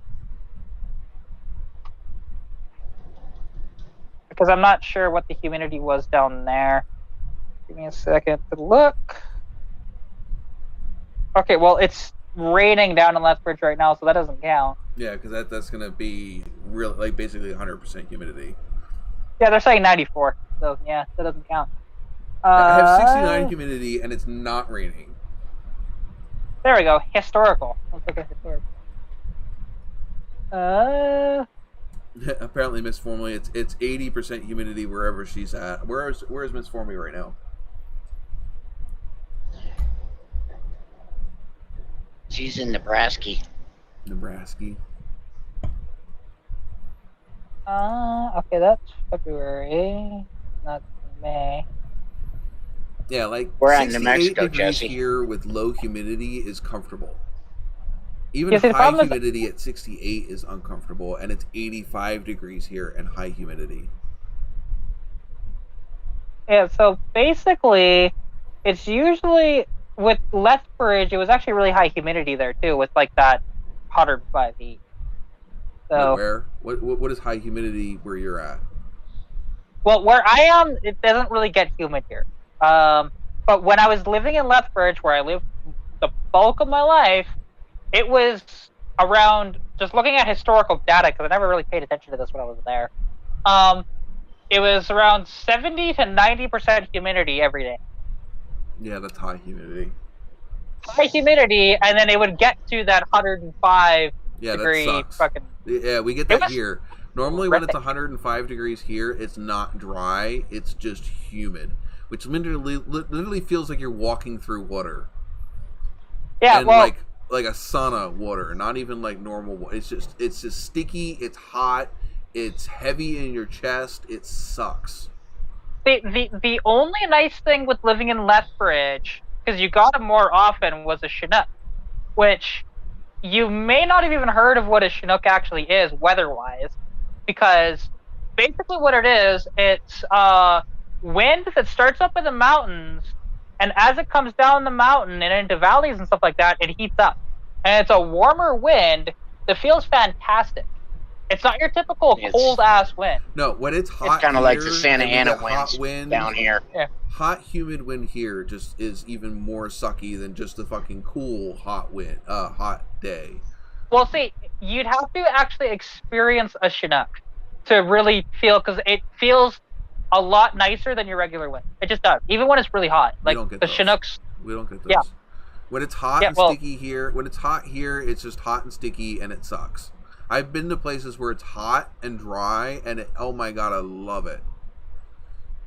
Yeah, see, here it's mostly like we don't get a lot of humidity here in Thundry, so like, but it doesn't get super hot here.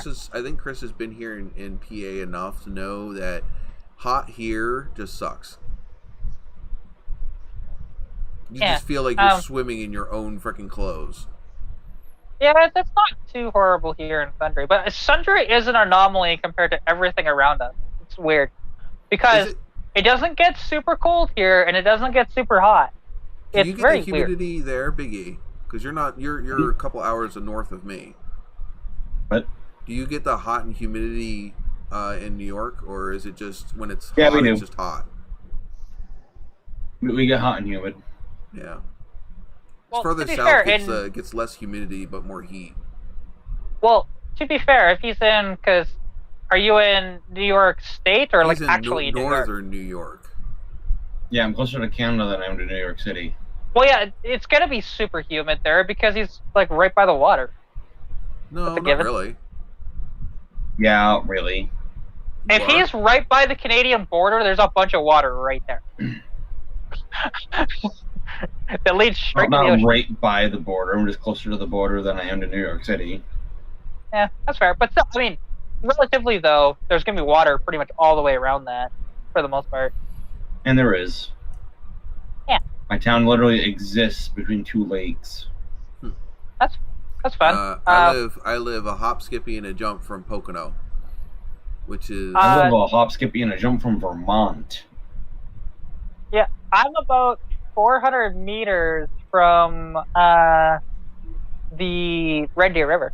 Yeah. So. There's nothing but a bunch of freaking lakes and everything else right around here because we live up in the mountains and all the lakes just kind of fill in between the mountains.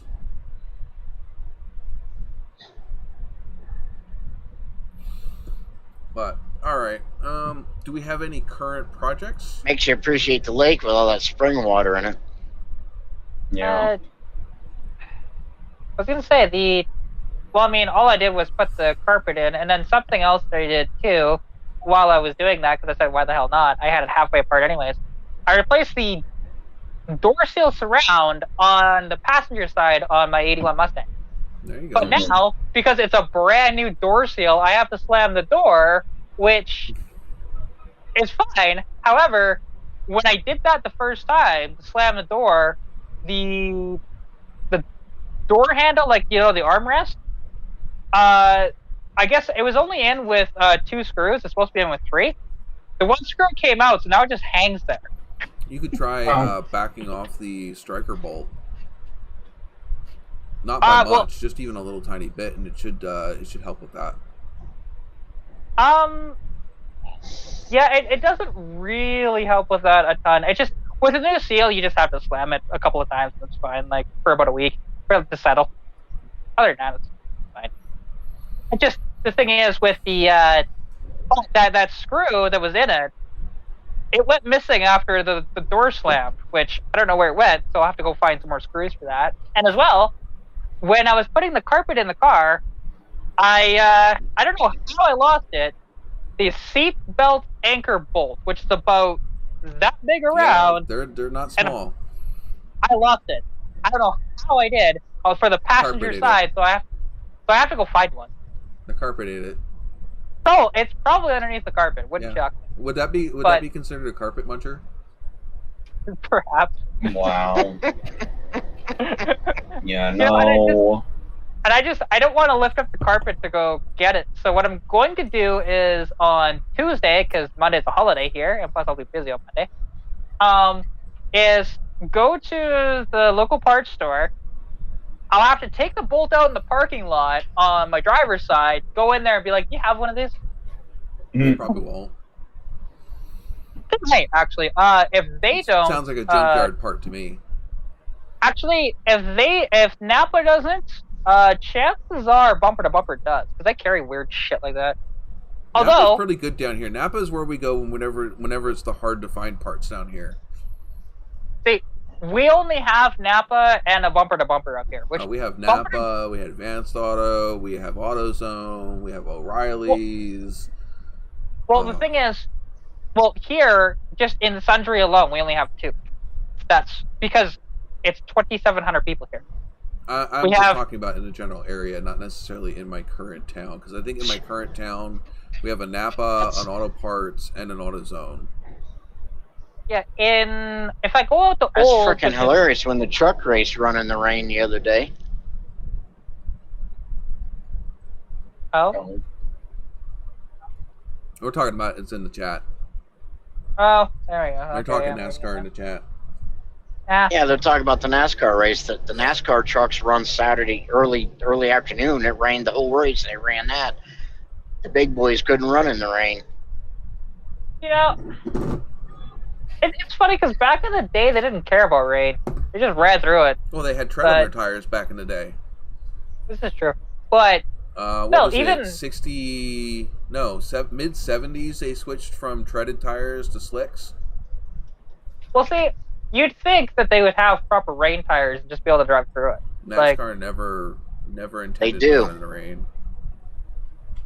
Yeah, well, it's just it's sad because, like, you know, and even although I do understand why Formula One won't race in the rain. They'll race in the rain. Well, they have wet and dry tires. They do, but they don't race when it's like really. They can't wet. race in heavy rain. Yeah, well, if it's like torrential downpouring and there's a couple inches of standing water, you cannot drive a Formula One car because if the water touches the underbody, it loses all of its fucking. Well, yeah, I know, like, yeah, and it'll overpower it too. Like, because the thing is, but the reason why they don't now is because when Niki Lauda crashed back in, what was that, 77? How many fire violations do we need to add to the stream? Wait, you're talking about his big crash on the Nürburgring? Yeah. I don't think Rain was involved in that. You know, Rain was involved in that because they were actually talking about before the race, just canceling the race altogether because of the rain. But then people complained because he was too far ahead and could have easily, you know, just if they didn't race that race, Niki Lauda could have just won the entire championship at the point that year. But you know, and then that's when he had his big crash, and wasn't Nicky he was Lauda out the for one that like. was complaining that he didn't want to run in the rain? Nicky Lauda was one of the ones that was voting on it, but then it was Mike Hunt, and some of the other guys that were saying, "No, let's just race in the rain, you know, have fun with it." Yeah, then Nicky Crash had his bad crash. That whole movie that they had out between Nicky Lauda and who the fuck was it? Mike Hunt. Yeah. Yeah, it was. And that was a good movie too. It was. Well, that's welcome to James Mangold as your director, right? He's just incredible with that stuff. I mean, it wasn't even just the movie itself. It wasn't even just the acting. The effects in that movie were just fucking spectacular.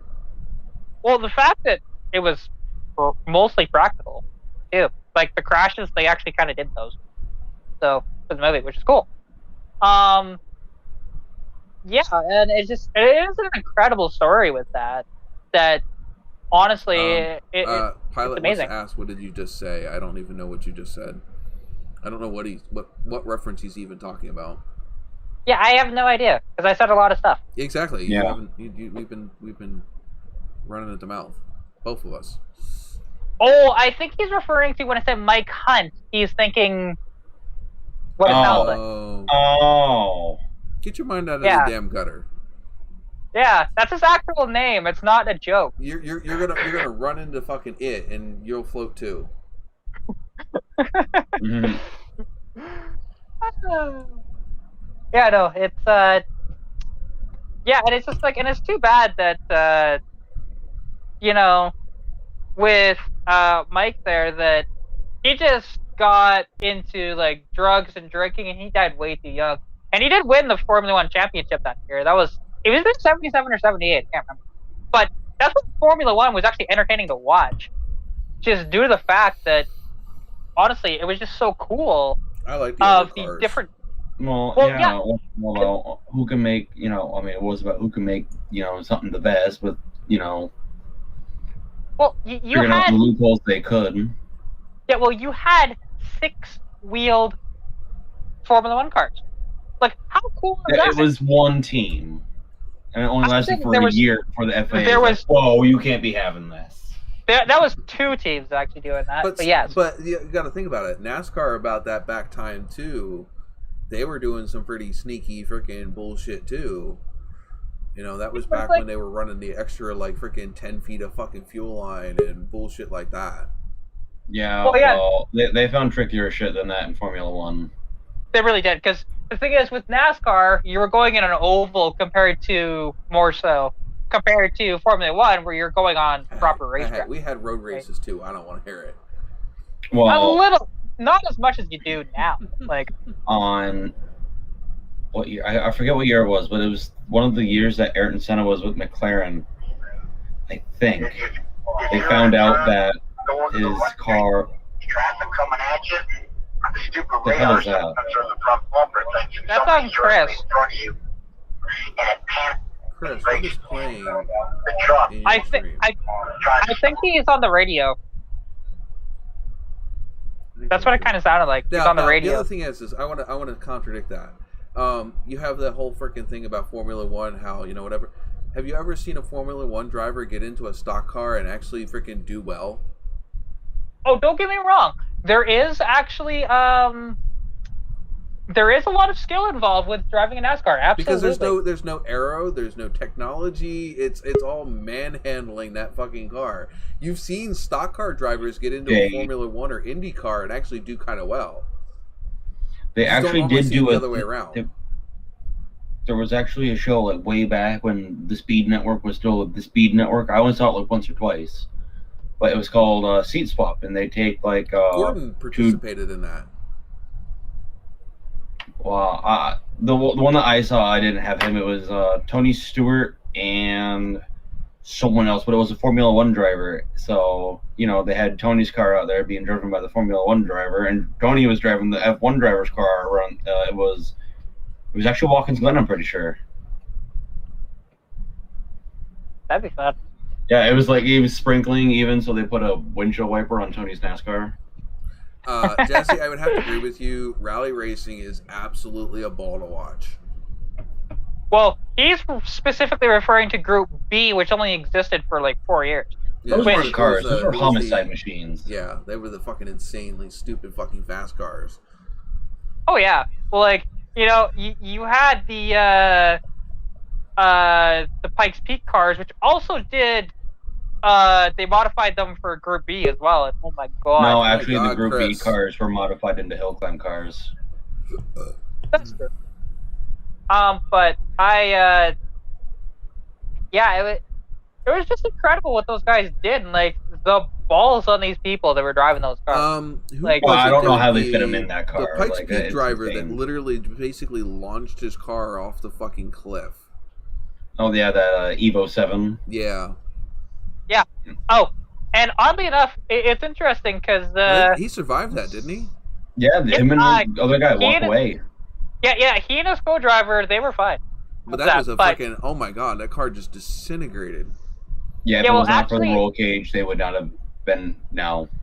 Yeah, well, they were talking actually because there was a show called Fast and Loud. It's no longer on TV anymore. They did the last season Fast last and year. Loud, isn't that the one that, wasn't that Gas Monkey's Garage? Yeah. Oh, It was, and the we thing don't is- even mention, Kat, No, we no, don't even let mention me- that show let on this me- channel. No, can you let me finish? Yes, go Because ahead.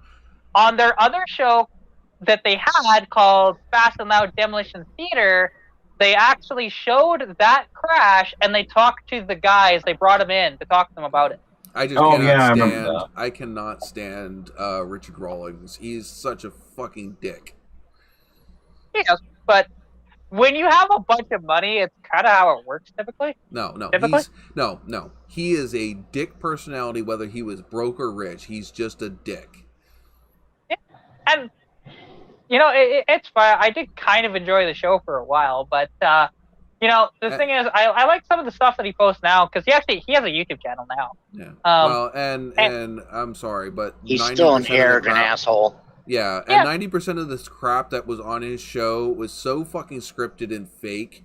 It wasn't even Oh. bothering to watch because it was like, it just no. That show was just a joke. Yeah, and that was honestly, I didn't mind it as much. Like, and I did enjoy watching it, mostly just for the cars and some of the fun antics they would do. Not necessarily the arguing, which didn't happen that often. It was more just them being kind of dumb and having fun that way. That It was all fine because scripted. like I hate to tell you, it was all scripted just for the show. that's fine.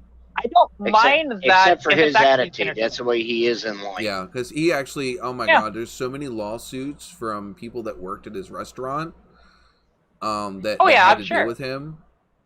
He's Like- just an asshole. He's just a narcissistic, toxic asshole. Yeah, I never said he wasn't. I was just saying that the show was kind of entertaining to me. That's all I'm saying. Well, That's and the difference. everybody has their own position. Oh, can't talk. Everybody has their own opinions.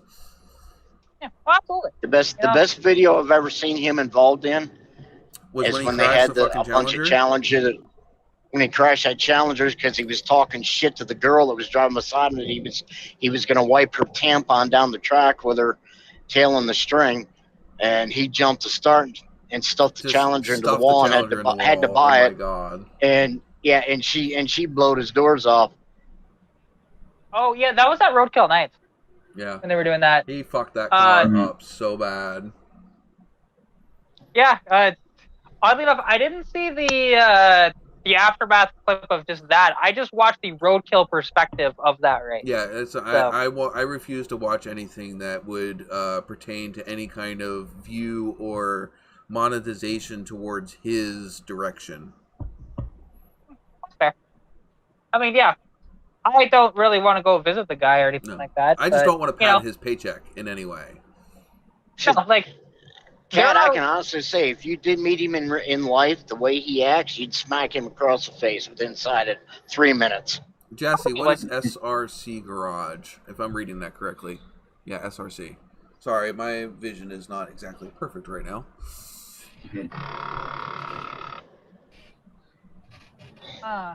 By the way, why don't we do that? Hold on. Let me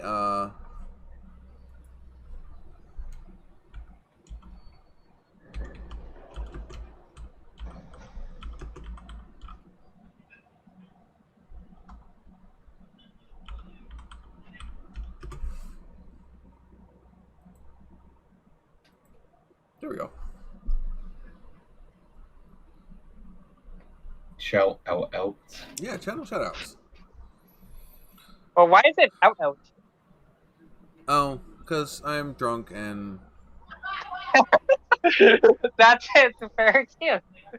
it happens. Okay, that's the name of the channel.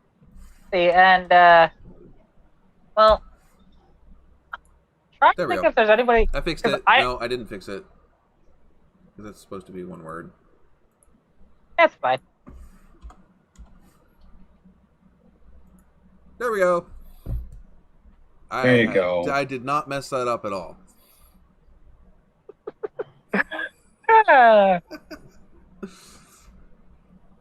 I've had probably more to drink than I've had on this channel in a while. Well, you're not as bad as wasn't that when Robert first got on his very first live stream and he got so hammered that night? Hey, as long as he had fun, he didn't make an ass out of himself, so. He came close, but yeah, he didn't actually.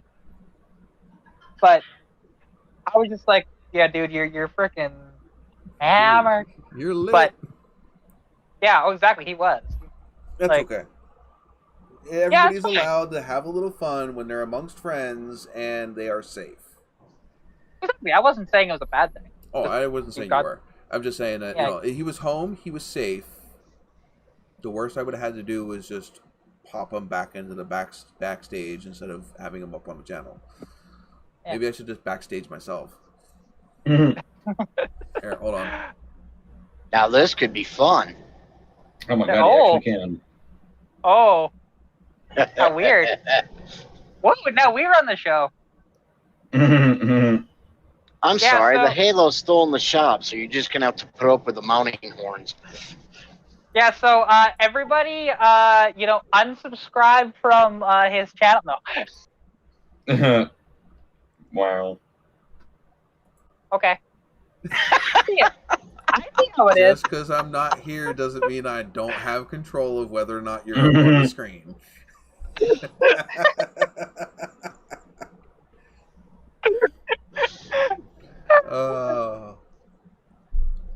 It isn't fun if we're not having fun. Well, actually, of course, no, obviously it wouldn't be.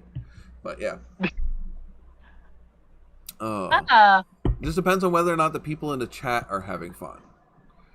And it looks like for the most part there. Yeah. I hope so. I mean, it's all about the entertainment. I mean, yes, I do this because it helps me with my depression, and it helps me hang out with all of you guys, and makes me feel better. But in the end of the story, it's also about making sure that the chat is enjoying themselves and having fun. Well, and actually, somebody I want to shout out, because I mean, I've mentioned him a few times on this channel, but why not? Is Team Mechanic, actually. He's 15 years old. Do you have his YouTube address? I can post it, yeah. If you can. I don't know. You should be a moderator on this channel since you're up here on the live. Yeah, so you should be able to post his link. Yeah, so that is Team Mechanic here on YouTube. We'll see if you can find his link and post it, so that way they can click on it. I already did. There you go. There it is. Yeah, so he is he's only 15 years old, and he does all of his own mechanic work, which is pretty cool.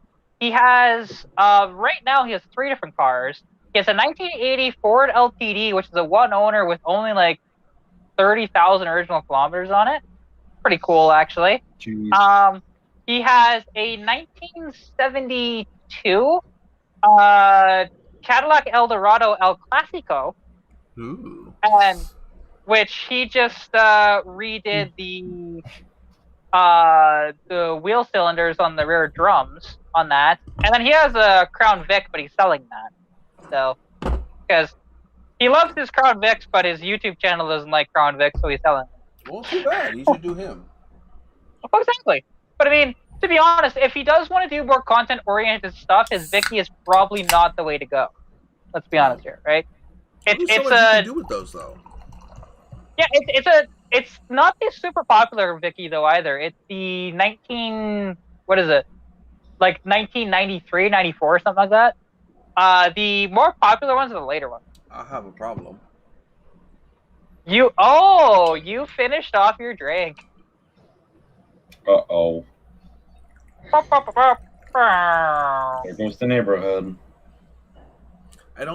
It's a good thing this isn't Jack, because I wouldn't have finished off that last bit, because I never finish a Jack without not having a new bottle sitting there. I will literally leave like a swallow in the bottom of a bottle of Jack until I get a new one. But my Jack is still sitting here with my electrical tape on the top of it. I think the main reason this is still sitting here is because I can't get it open. They invented these things called X-Acto knives. You should look it up. No, this is a metal cap, but it freaking gets... Oh, I actually got it open. It gets stuck. Mm-hmm.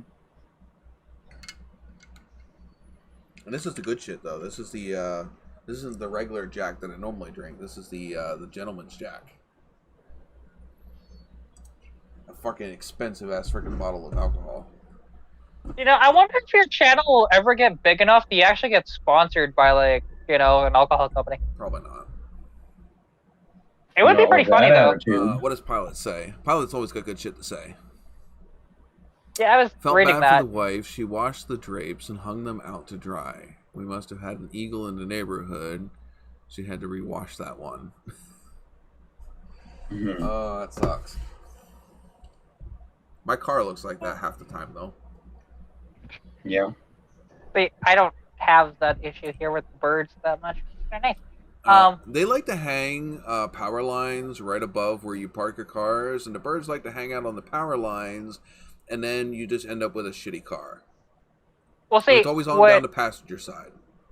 Well, see, I live in a dirt alley, where this is the reason why that I don't wash my car here at home. I go elsewhere to wash it because it just gets dirty sitting there, right?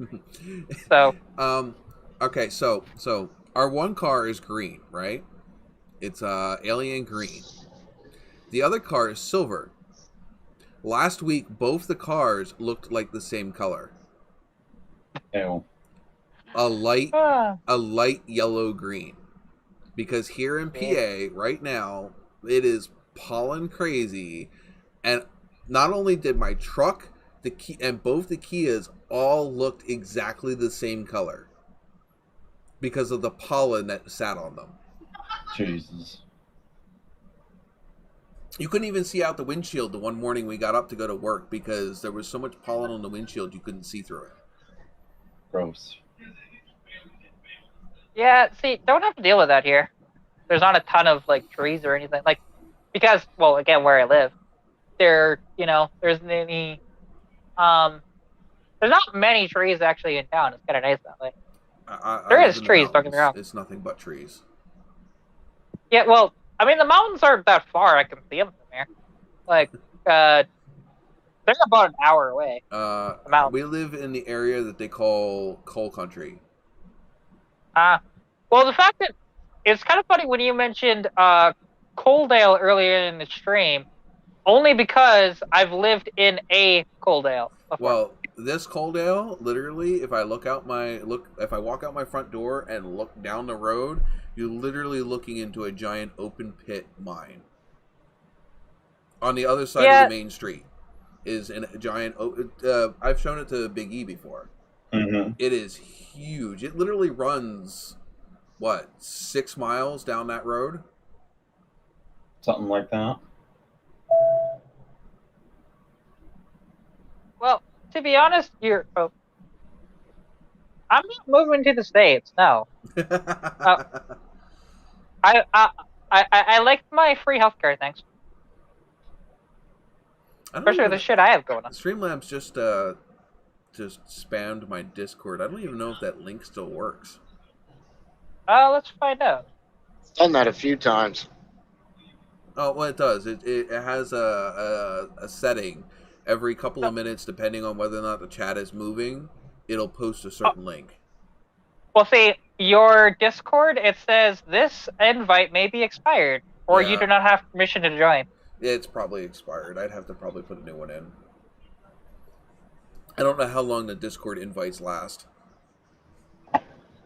My Discord is NOVAtazz Customs, if in case you care. I didn't even know you had a Discord, because I don't pay that close of attention to the links on the thing.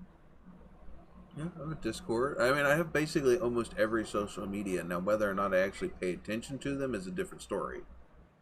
Discord, all I have... Discord is, as long as somebody's chatting in it, we pay attention to that a lot. Instagram is my second favorite. Actually, it's my first favorite. That's my go-to social media as far as this channel. Are you, Jesse? Yeah, I don't remember that. I didn't even know you had a Discord, so yeah. We play video games on my on Discord, so if you're into SnowRunner or Call of the Wild or War Thunder. Well, see, the problem is, what's that? I would. Wreckfest, I think, is the other one. Yeah. Yeah. Well, see, I would be kind of interested in doing those. The only problem is, my computer doesn't really handle games that well. I just need to. I need to actually put like a proper graphics card and shit like that in it. It'd be that fine, computer is stupid insane. Yeah, well, my desktop, don't get me wrong, it has the capabilities of being a nice computer. Like, not a, like, oh my god, amazing computer, but actually a decent computer. That'll run most games at, like, 30 frames a second, which is fine for me. I'm used to, like, 14 to 7, so that's fine with any of the games I ever played. We have only found one game that has crippled this computer, and it wasn't because of the game itself. It was because of some kind of bad optimization for a, whatever, what was it, 7 Days to Die literally maxed out my RAM. No, it was War Thunder. Was it War Thunder? Yeah, it was War Thunder. Oh, yeah, it was War Thunder. War Thunder literally maxed out my RAM. Now, get it. I have 32 gigs of RAM. 32 gigs of RAM, and it maxed out my RAM. Yeah. Most gaming systems don't have more than 16 gigs of RAM. Yeah. Welcome to War Thunder. It's one of those games that'll do that. It was a bad update. Yeah, that does happen with War Thunder. I think it was a bad update with the game. I think it was a bad update with the graphics card software.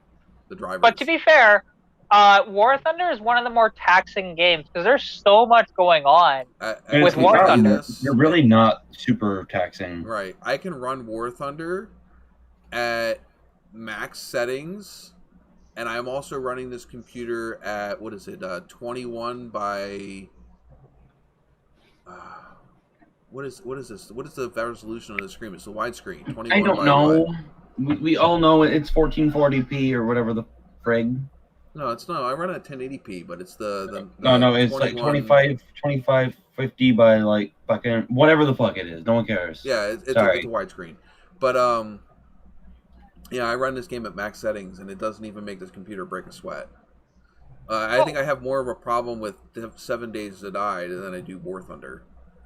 Yeah, 7 days is and only on Horde a lot more taxing. And only on Horde night. Well, I was used to War Thunder when if you had an older computer, it was very taxing on it. So compared to if you have a proper build computer, it's not so bad. Yeah, but it's no different. It's no different than World of Tanks that way. Right. Because that could be extremely taxing too. Right. Well, this computer's not even designed to run games. This computer's designed to render 3D and multiple edits on a video. So computer games, this computer doesn't even care. No, I didn't even realize that Revenge of the Apocalypse was doing a live stream. Wait, what? Where? Oh, yeah. Alan does his live streams every Sunday night. Like, literally starts, like, just before mine. Okay, so, I didn't know that. He's actually only, like, 2 towns over from where I'm at. Really? He lives in Nesquehoning now, and it's literally, like, 2 towns away. You gotta go through Lansford, and then it's Nesquehoning. Alright, well, because Apocalypse Off-Road was in here earlier, and he's actually... Apocalypse Off-Road or Apocalypse, Well, no, the channel I was referring to with the live stream was Revenge of the Apocalypse. Yeah, that's my friend Alan.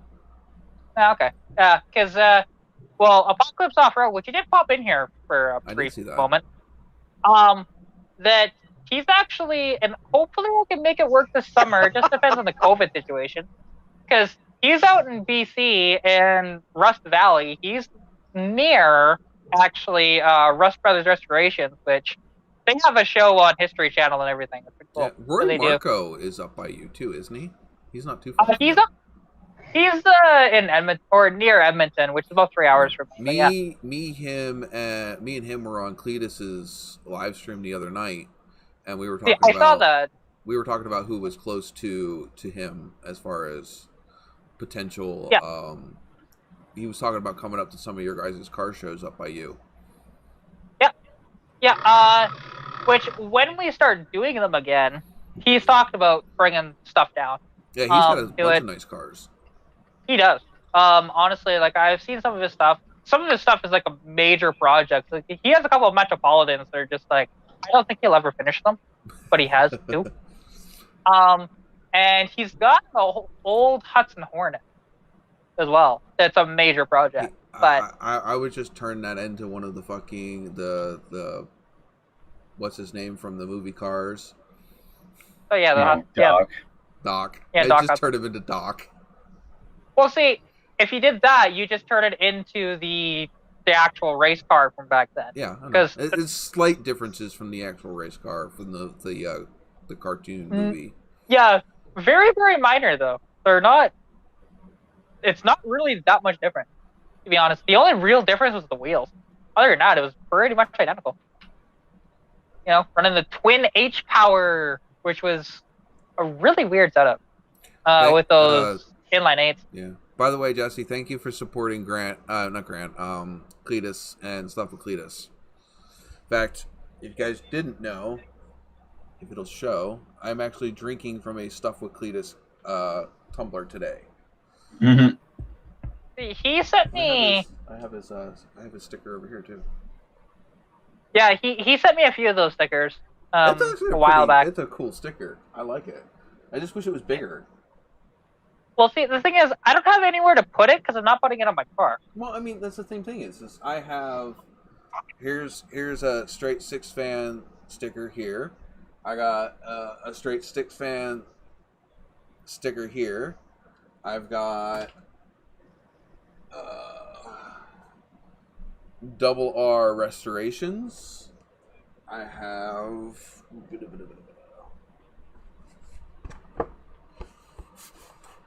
can't really see this one, but this is an old car auto guy, which is his original stickers because he's not even old car auto guy. He's just old car guy now. So that's an original sticker. What else do I have in here? I have to look at, because I'm trying to remember. I have 3 people's stickers. No, this is just a. This actually is supposed to go on the truck. It's just a distressed American flag. The only stickers I have are from Cletus, Roy Marco, and Dan's Garage out in North Carolina. Well, the only way you'll get mine now, unless I send you one of my original ones, is off of Teespring. Yeah, which, for the most part, don't get me wrong, I do support you and everything, but I usually don't buy stickers. Yeah, there's Camaro. Well, the stickers thingy, it actually goes way back. I mean, we're talking original automotive YouTube channels. One of the ways that you would get collaborations and get people to talk about your channel was to send them, you would trade stickers. That was a thing that we used to do in automotive channels way back when I first started.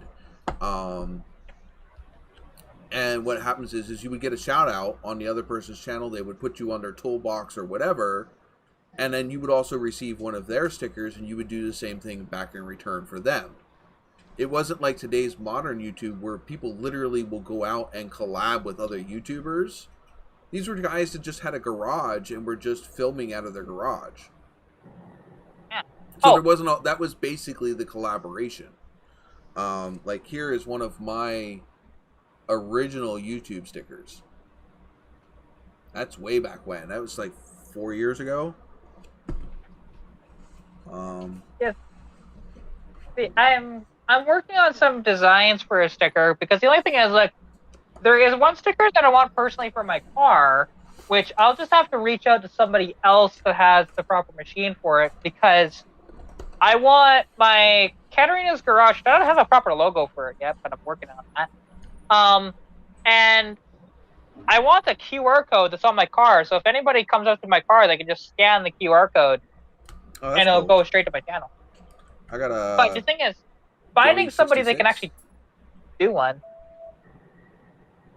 Yeah, a few. Wow. I don't even know where mine are, because the problem is I didn't keep track of them, and they're elsewhere. Well, I mean, like, I have a bunch of different stuff. Like, this is my letter from Grant from Straight Six Fan, and if you ever get a letter from him, you'll recognize that he hand draws 6 pistons on the back of all of his letters. That's cool. One of these is probably from, this is Old Car Auto Guy. Yeah, I think I'm so subscribed. This is my letter from Jason from Old Car Guy. See, I haven't gotten personal letters, although I think it was Dan, actually. He sent me a card with his. Yeah, see, this one's Joey 66. Yeah, see, I don't have personal notes from people, really. I keep them all because they have their addresses on them. If I ever want to send them stuff, then I have their address. That's fair. I have a P.O. box, but nobody's really ever asked me to send stuff to me, so I haven't given it out. Well, see, my P.O. box is public on my channel. Because I just say, if anybody wants to send me shit, they can. I guess I could do that. Yes. I just never... You know, I never done it, because I didn't want weird shit being sent to me. well, to be fair, if there is weird stuff sent to me, so well, like, I will do a preview of opening it before I do an unboxing on my channel. That way. Just to make sure that somebody's not sending me a dildo or something like that. That'd be weird. But yeah, I still have plenty of these original stickers. That's cool. I just don't like them because they're choppy and they're not this smooth as my current ones. They don't like that bad. Well, I'm trying to get it to focus on the Trans Am. The Trans Am is a really bad one. If you look at that line below the hood line where the window is, it's all I don't know, it's choppy. I don't like it. Compared to my new ones. Oh, well, I see kind of above the, where the window trim would kind of be. It kind of looks like, a little bit. Yeah, well, it's because those were hand-drawn images. Whereas the images that I use now are vector images off of a computer program. So there is literally no pixelation with those. That's fair. And actually, Pilot, no, I don't have any tattoos. I do want a tattoo, though, but won't happen for a long time. I can show this one on camera. I have this one. There we go. That's a piston. The one on my back is a dragon and an angel. That's the only car-related one I have. Yeah, and Miss Formy, I do have the QR code ready. I just need to find somebody that will actually print one off as a vinyl for a car, which is not easy to do up here. Robert, are you talking about one of my original stickers? I think you would like my ones that I have on my Teespring a lot better. Well, I think he's just thinking he doesn't want to pay for it. I wish I could print off the ones off my Teespring without having to pay for them. But I haven't found a sticker company that doesn't charge an arm and a leg to be able to just those ones. The ones that I have now are off of Jess. What is that company that I used to use for all my stuff? Vistaprint. Yeah, I used Vistaprint for those square ones. But I don't like them as far as I like the vinyl cutout ones, which I have on Teespring. I think they're a lot nicer than the ones that I got off of Vistaprint. And I wouldn't guarantee that. I know that he puts the No, it's Roy Marcos that puts them on the back of his truck. I wouldn't guarantee that these would look nice on the back of a vehicle. I think they would they would bleach out too quick if they were exposed to direct sunlight. So, versus the ones that I have on Teespring. Well, and actually, because you were mentioning about your dad got a weird package with a letter that he never read the letter. To be honest, I have been sent weird stuff in the past. But then again, I was a weirder person back then, too. Oh, it is you. Like, I apologize. It is Robert's garage that was putting one on the back of his truck. They both have a light blue truck, and I get them confused sometimes. Sorry, didn't mean to interrupt you, Kat. No, it's all good. Because, like, I think the weirdest thing that somebody ever sent me was handcuffs. Are you supposed to handcuff yourself? I don't know. The thing is, there was no note with them or anything. They ordered it, I guess, off of Amazon and sent it to my P.O. box. It's like, okay, what do you like? And especially when you don't send me a letter, just like to say who it's from. It's like, creepy. Okay, it is. But yeah, I've got handcuffs now for if I ever need them for some reason. Mm-hmm.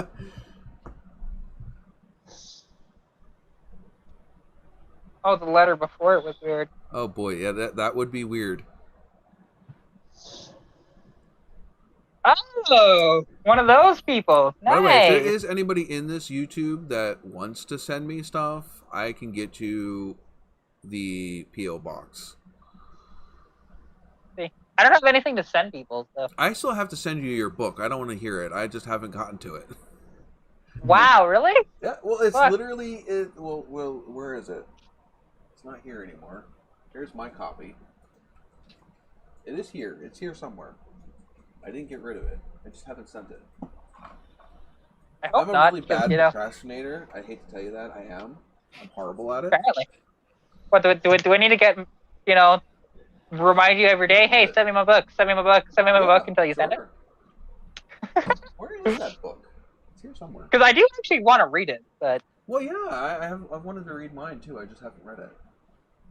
Because, like, I'm not a big book person, but because of, just the kind of they're story. All signed, too. Yeah, well, I thought that you had to get mine specifically signed. Yes, yours is. Because I gotta... Yeah. Where the hell did I put it? Okay. Yeah, because not all the copies are. Let's see. Yours is... I think yours is signed exactly like mine. Oh no. This one is my copy. That's my copy. Yeah, okay. Then these two are the copies that I have that I was sending out to people. So one of them is yours, Gat. And then the other one is to the other person that requested a copy.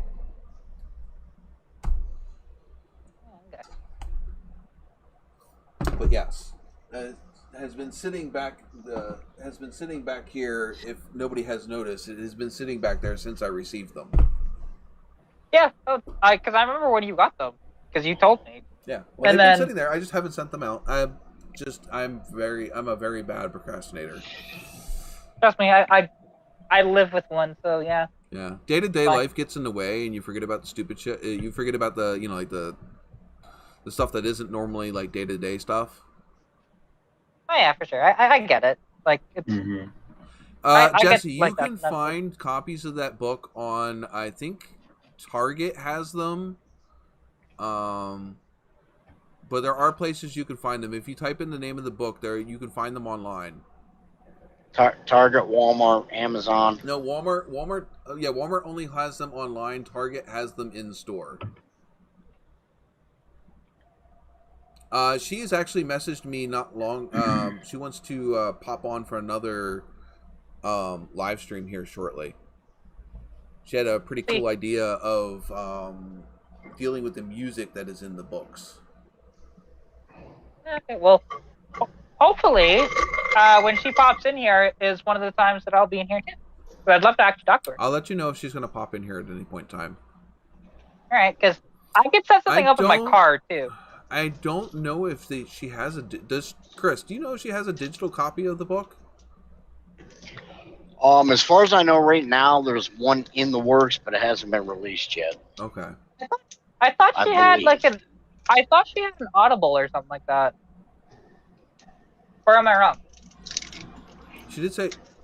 Sorry, I didn't expect that to do a thing. Hopefully that wasn't copyrighted. No, it's just it was on random. So that's the biggest fear of anybody doing a live stream is having copyrighted music playing over your live stream, because it will literally demonetize your whole video. The thing I'm waiting to see is when she comes out and does the movie to the book. Yeah, I can't wait for that. Yeah, well, and I'm curious of, because I'll read as long as Sean sends it to me before the movie comes out. I will try to send it out this week. Bug the shit out of me, would you? Okay, I will try. I might be really busy this week, so I might not remember. I'm always really busy. I don't want to hear. I know, but this week, because we're getting the Civic tomorrow, my car goes into the shop on Tuesday for stuff, and then I'll probably be working on the Civic every day this week. I might forget too. In case anybody doesn't know what I'm talking about, and I'm not sponsored by her, but it's called Firebirds by A.J. Ryan. And it is kind of like it's not a romance, but it's got romance involved in it, but it's kind of like a drama. But it's a movie about, not a movie. It's a book about a relationship that went bad. First book in a series.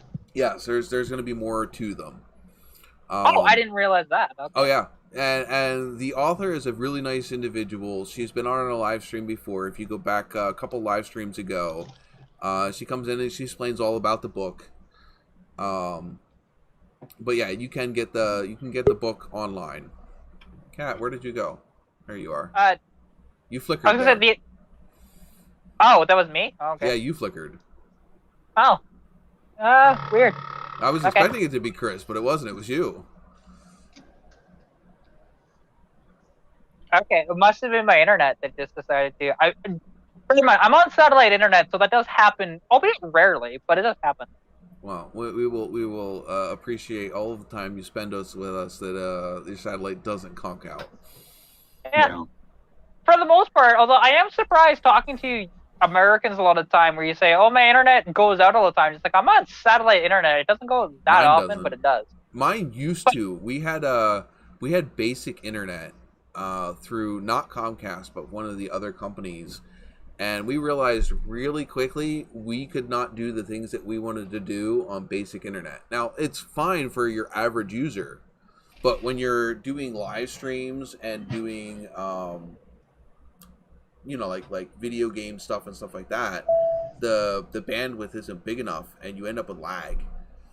And if you're live streaming, if you look at my live streams from 2019, there was a period there where we were using basic internet, and I couldn't get a live stream in for like 4 weeks in a row. It was just horrible. It looks like Catalina needs a teddy bear and a blanket. Dude, I don't want to fucking hear it. I've been up since 8. 8 this morning? Yeah, actually a little before. Yeah, so was I. Well, I thought I was supposed to go into work for 9, but no, at about 8:22, I got a call from my assistant manager, and she's like, you're supposed to be here at 8. I'm like, oh, crap. Oops. So, so I would run out of the house, like, just grab the essentials, get dressed, run out of the house, don't even have breakfast or nothing, make the 2-minute drive to work. So I take it we're not playing video games after the live stream? No, probably not. I already got my sign in on War Thunder and shit. Well, today tomorrow I don't even get a chance to take a break because I gotta go with my mom's on the grass with my girlfriend and a dresser for her. But it's already 1 o'clock now. Yeah, don't remind me, okay? We should probably end the live stream here in a couple minutes. I didn't even realize it was 1 o'clock already. It's funny because talking with you guys, the Americans, tomorrow, like here in Canada, it's a holiday, so most places are I don't closed. think it's a holiday. It's not a holiday here, is it? No. I don't believe so. What It's is the it's holiday Monday. in Canada? Victoria Day. All right, we're all celebrating Victoria Day tomorrow. Do you think my work would appreciate that? No, Probably not.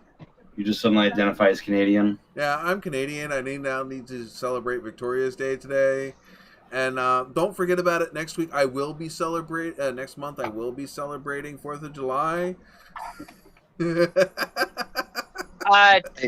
All you gotta do is remember to end every sentence with A, and you'll be just fine. How's You channel know- A? Have you liked the last stream, A? Oh See, my God. that's a Newfie thing. That's not as much the rest of Canada. Okay. This is just like every other what is it they called oh shoot, what are they it's a special comedy for that where it's what is defensive comedy or they have a name for that. But Doesn't anyway, really matter. it's a comedy that today's generation does not appreciate because God forbid you make fun of somebody else because you might get offended. Oh, yeah. Well, I'm the thing is, Ginger. I don't. Yeah. Oh, yeah. I know. I don't actually get offended by that, but I just let Oh, I people know. know that's when people say A a lot of the time. That's usually a Newfie thing, and Newfies are a weird breed because yes, they're in Canada, but where they live on that little frickin', on the coast of Canada, Spec. it is a spec. Yeah, it's just Newfoundland, not very big.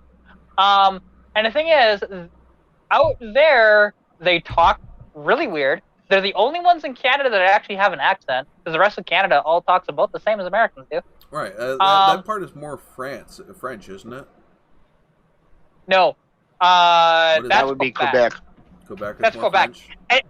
Yeah, well, Quebec, the word is French, and the fact that their Well, first a lot language, of Canada was settled by French people, weren't they? Canada was initially, yeah.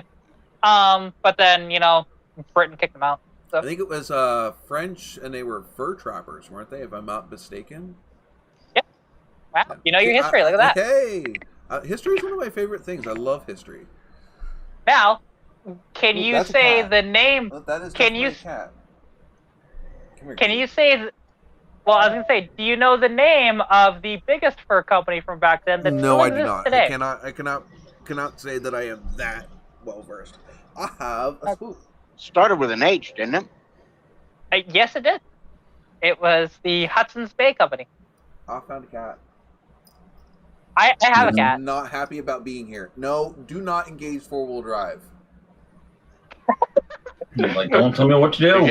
You actually had some warring factions between the Hudson Bay Company and the actual mountain men from the States way back in the day. Okay, hold on. Yeah, there was. Before we leave, we need to finish doing channel shoutouts because I know, Kat, you did it.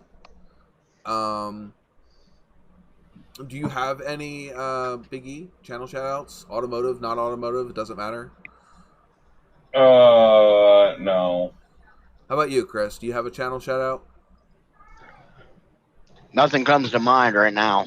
Okay. Jess, what is it? You give yourself a shout out? You don't even have a YouTube channel anymore. Jess wants to shout out herself. You're not supposed to ever shout out yourself. That's just inconsiderate. But okay. That's like voting for yourself and like a school thing. Like, why? Now Jess does have a TikTok. She does have a TikTok. But anyway, Well, I'm how about to about have you a guys better in on the my chat? Is there goddamn anybody desk. that you guys want to, shout out to somebody else? Welcome in, Low Lid. Yep, Lolids. He's got an awesome Mercury. If you guys don't follow his channel, Yeah. Well, welcome to the chat as we're just about to finish Hold on, up here. hold on. But I have to put this cat down before he explodes on me. we'll see. That's why you have to have a chill cat. You know, my cat's been here for like. He's about ready to explode. There we We'll go. see. Down. There you go. Goodbye. Well, See- he would be pretty chill if I didn't pick him up with my feet and put him up on my shoulder.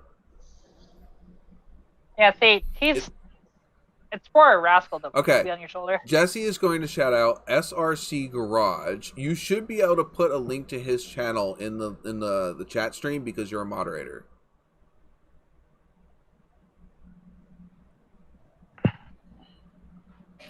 Anybody else have any awesome channels that they would like to shout out, or channels that are smaller that needs a little bit of boosting? I'm going to shout out Nick's Track Shots. Because I think that he needs a little bit more of a boost than he has been getting. And as always, I do have a whole list of YouTube channels on my recommended list to go check out as well. You can normally find them. I think they're on the top of my YouTube page. I'm not positive, but I'm pretty sure they are. Yeah, I don't know how to set that up. I've been meaning Robert's to, Garage should actually be on the list. By the way, also, if you ever donate to my channel and end up as a stream boss, you will be in my recommended channel list.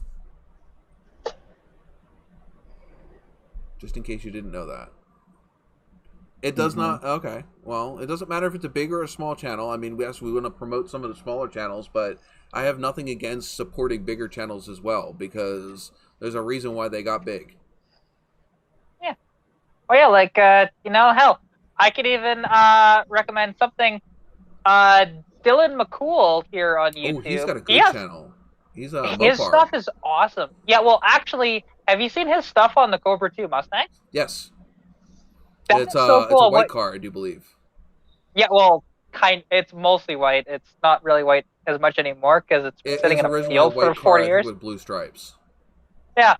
Oh, yeah, like, it was cool. And the thing is, because he just took that thing, he did a road trip in it for, like, 300 miles, then drag raced all day long, and almost made it home, but then it died. It overheated. Oh, and okay. I don't think my car would, I don't even think my TA could race all day and then drive home without overheating. My 81 can, because it's got a 2 1/4 inch 3-core aluminum rad in it. It'll never overheat. And it's got a new water pump. I have found out that the radiator on my Nova is Swiss cheese. Right, Chris? It looks like the radiator on my on my Trans Am looks like it got shot with buckshot. Well, that's fun. See, That's maybe a small understatement. Well, see, the thing is, Stitch used to run so hot, like it was really bad for a while. That Pilot, it's 1 o'clock in the morning here. Like when I got to like I would drive it to Calgary on one of these hotter days, and the thing is just it's not quite boiling over, but just running stupid hot. So I finally decided, you know what? Rock Auto has these awesome rads, which it cost me just over $300 to get it delivered to my door. And wake up.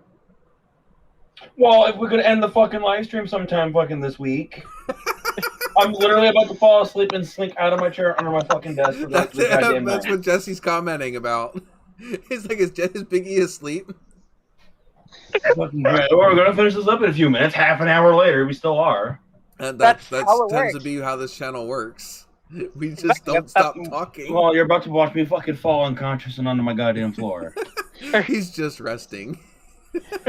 Yeah, resting my eyes. He's suspecting his inner eyelids.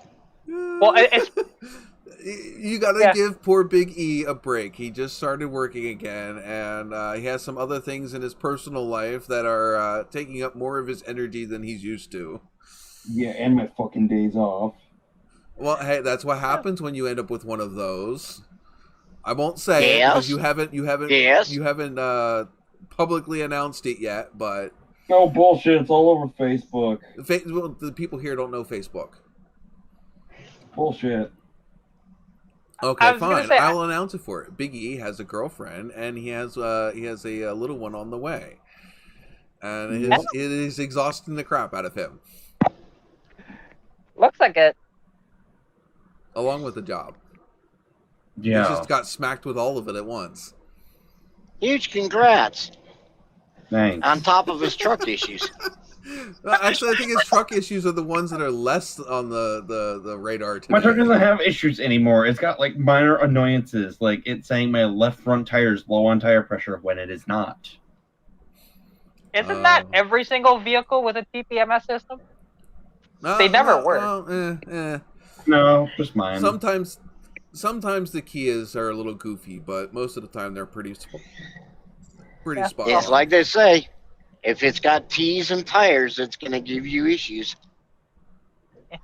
Oh, yeah, I freaking hate the TPMS stuff. And the fact that it's actually mandated by the government to put that crap in your car since 2015. Like, what is that BS? Whatever. Anyway, I guess we'll, for Big E's sake, we'll end the live stream tonight. Thank let you guys you. give all of your goodbyes and your shout-outs, and we will sign off. Yeah, wait, that gives you a chance to do something new. You could put one of those, like you blocked us out early, you could put one of those sheets over his head, tuck him in for the night. There you go. Get a pillow and blanket set up so when they fall asleep. I'm about ready to just Yeah. freaking exit out of this window accidentally. I have another one. Oh, you have two kitties. Oh, wait, the other one walked away. Never mind. That's okay. It showed its ass before it left. Yeah, Nice that's catch, Rascal. Well, his name is Rascal the Asshole. So. Well, there you go. He's just making sure you knew. All right, Chris, you want to say goodbye? Everybody have a good week. Be safe, be square. Keep the dirty side on the bottom. All right, Kat, your turn. Well, see you guys all later. All right, Big E sleepy. Good night.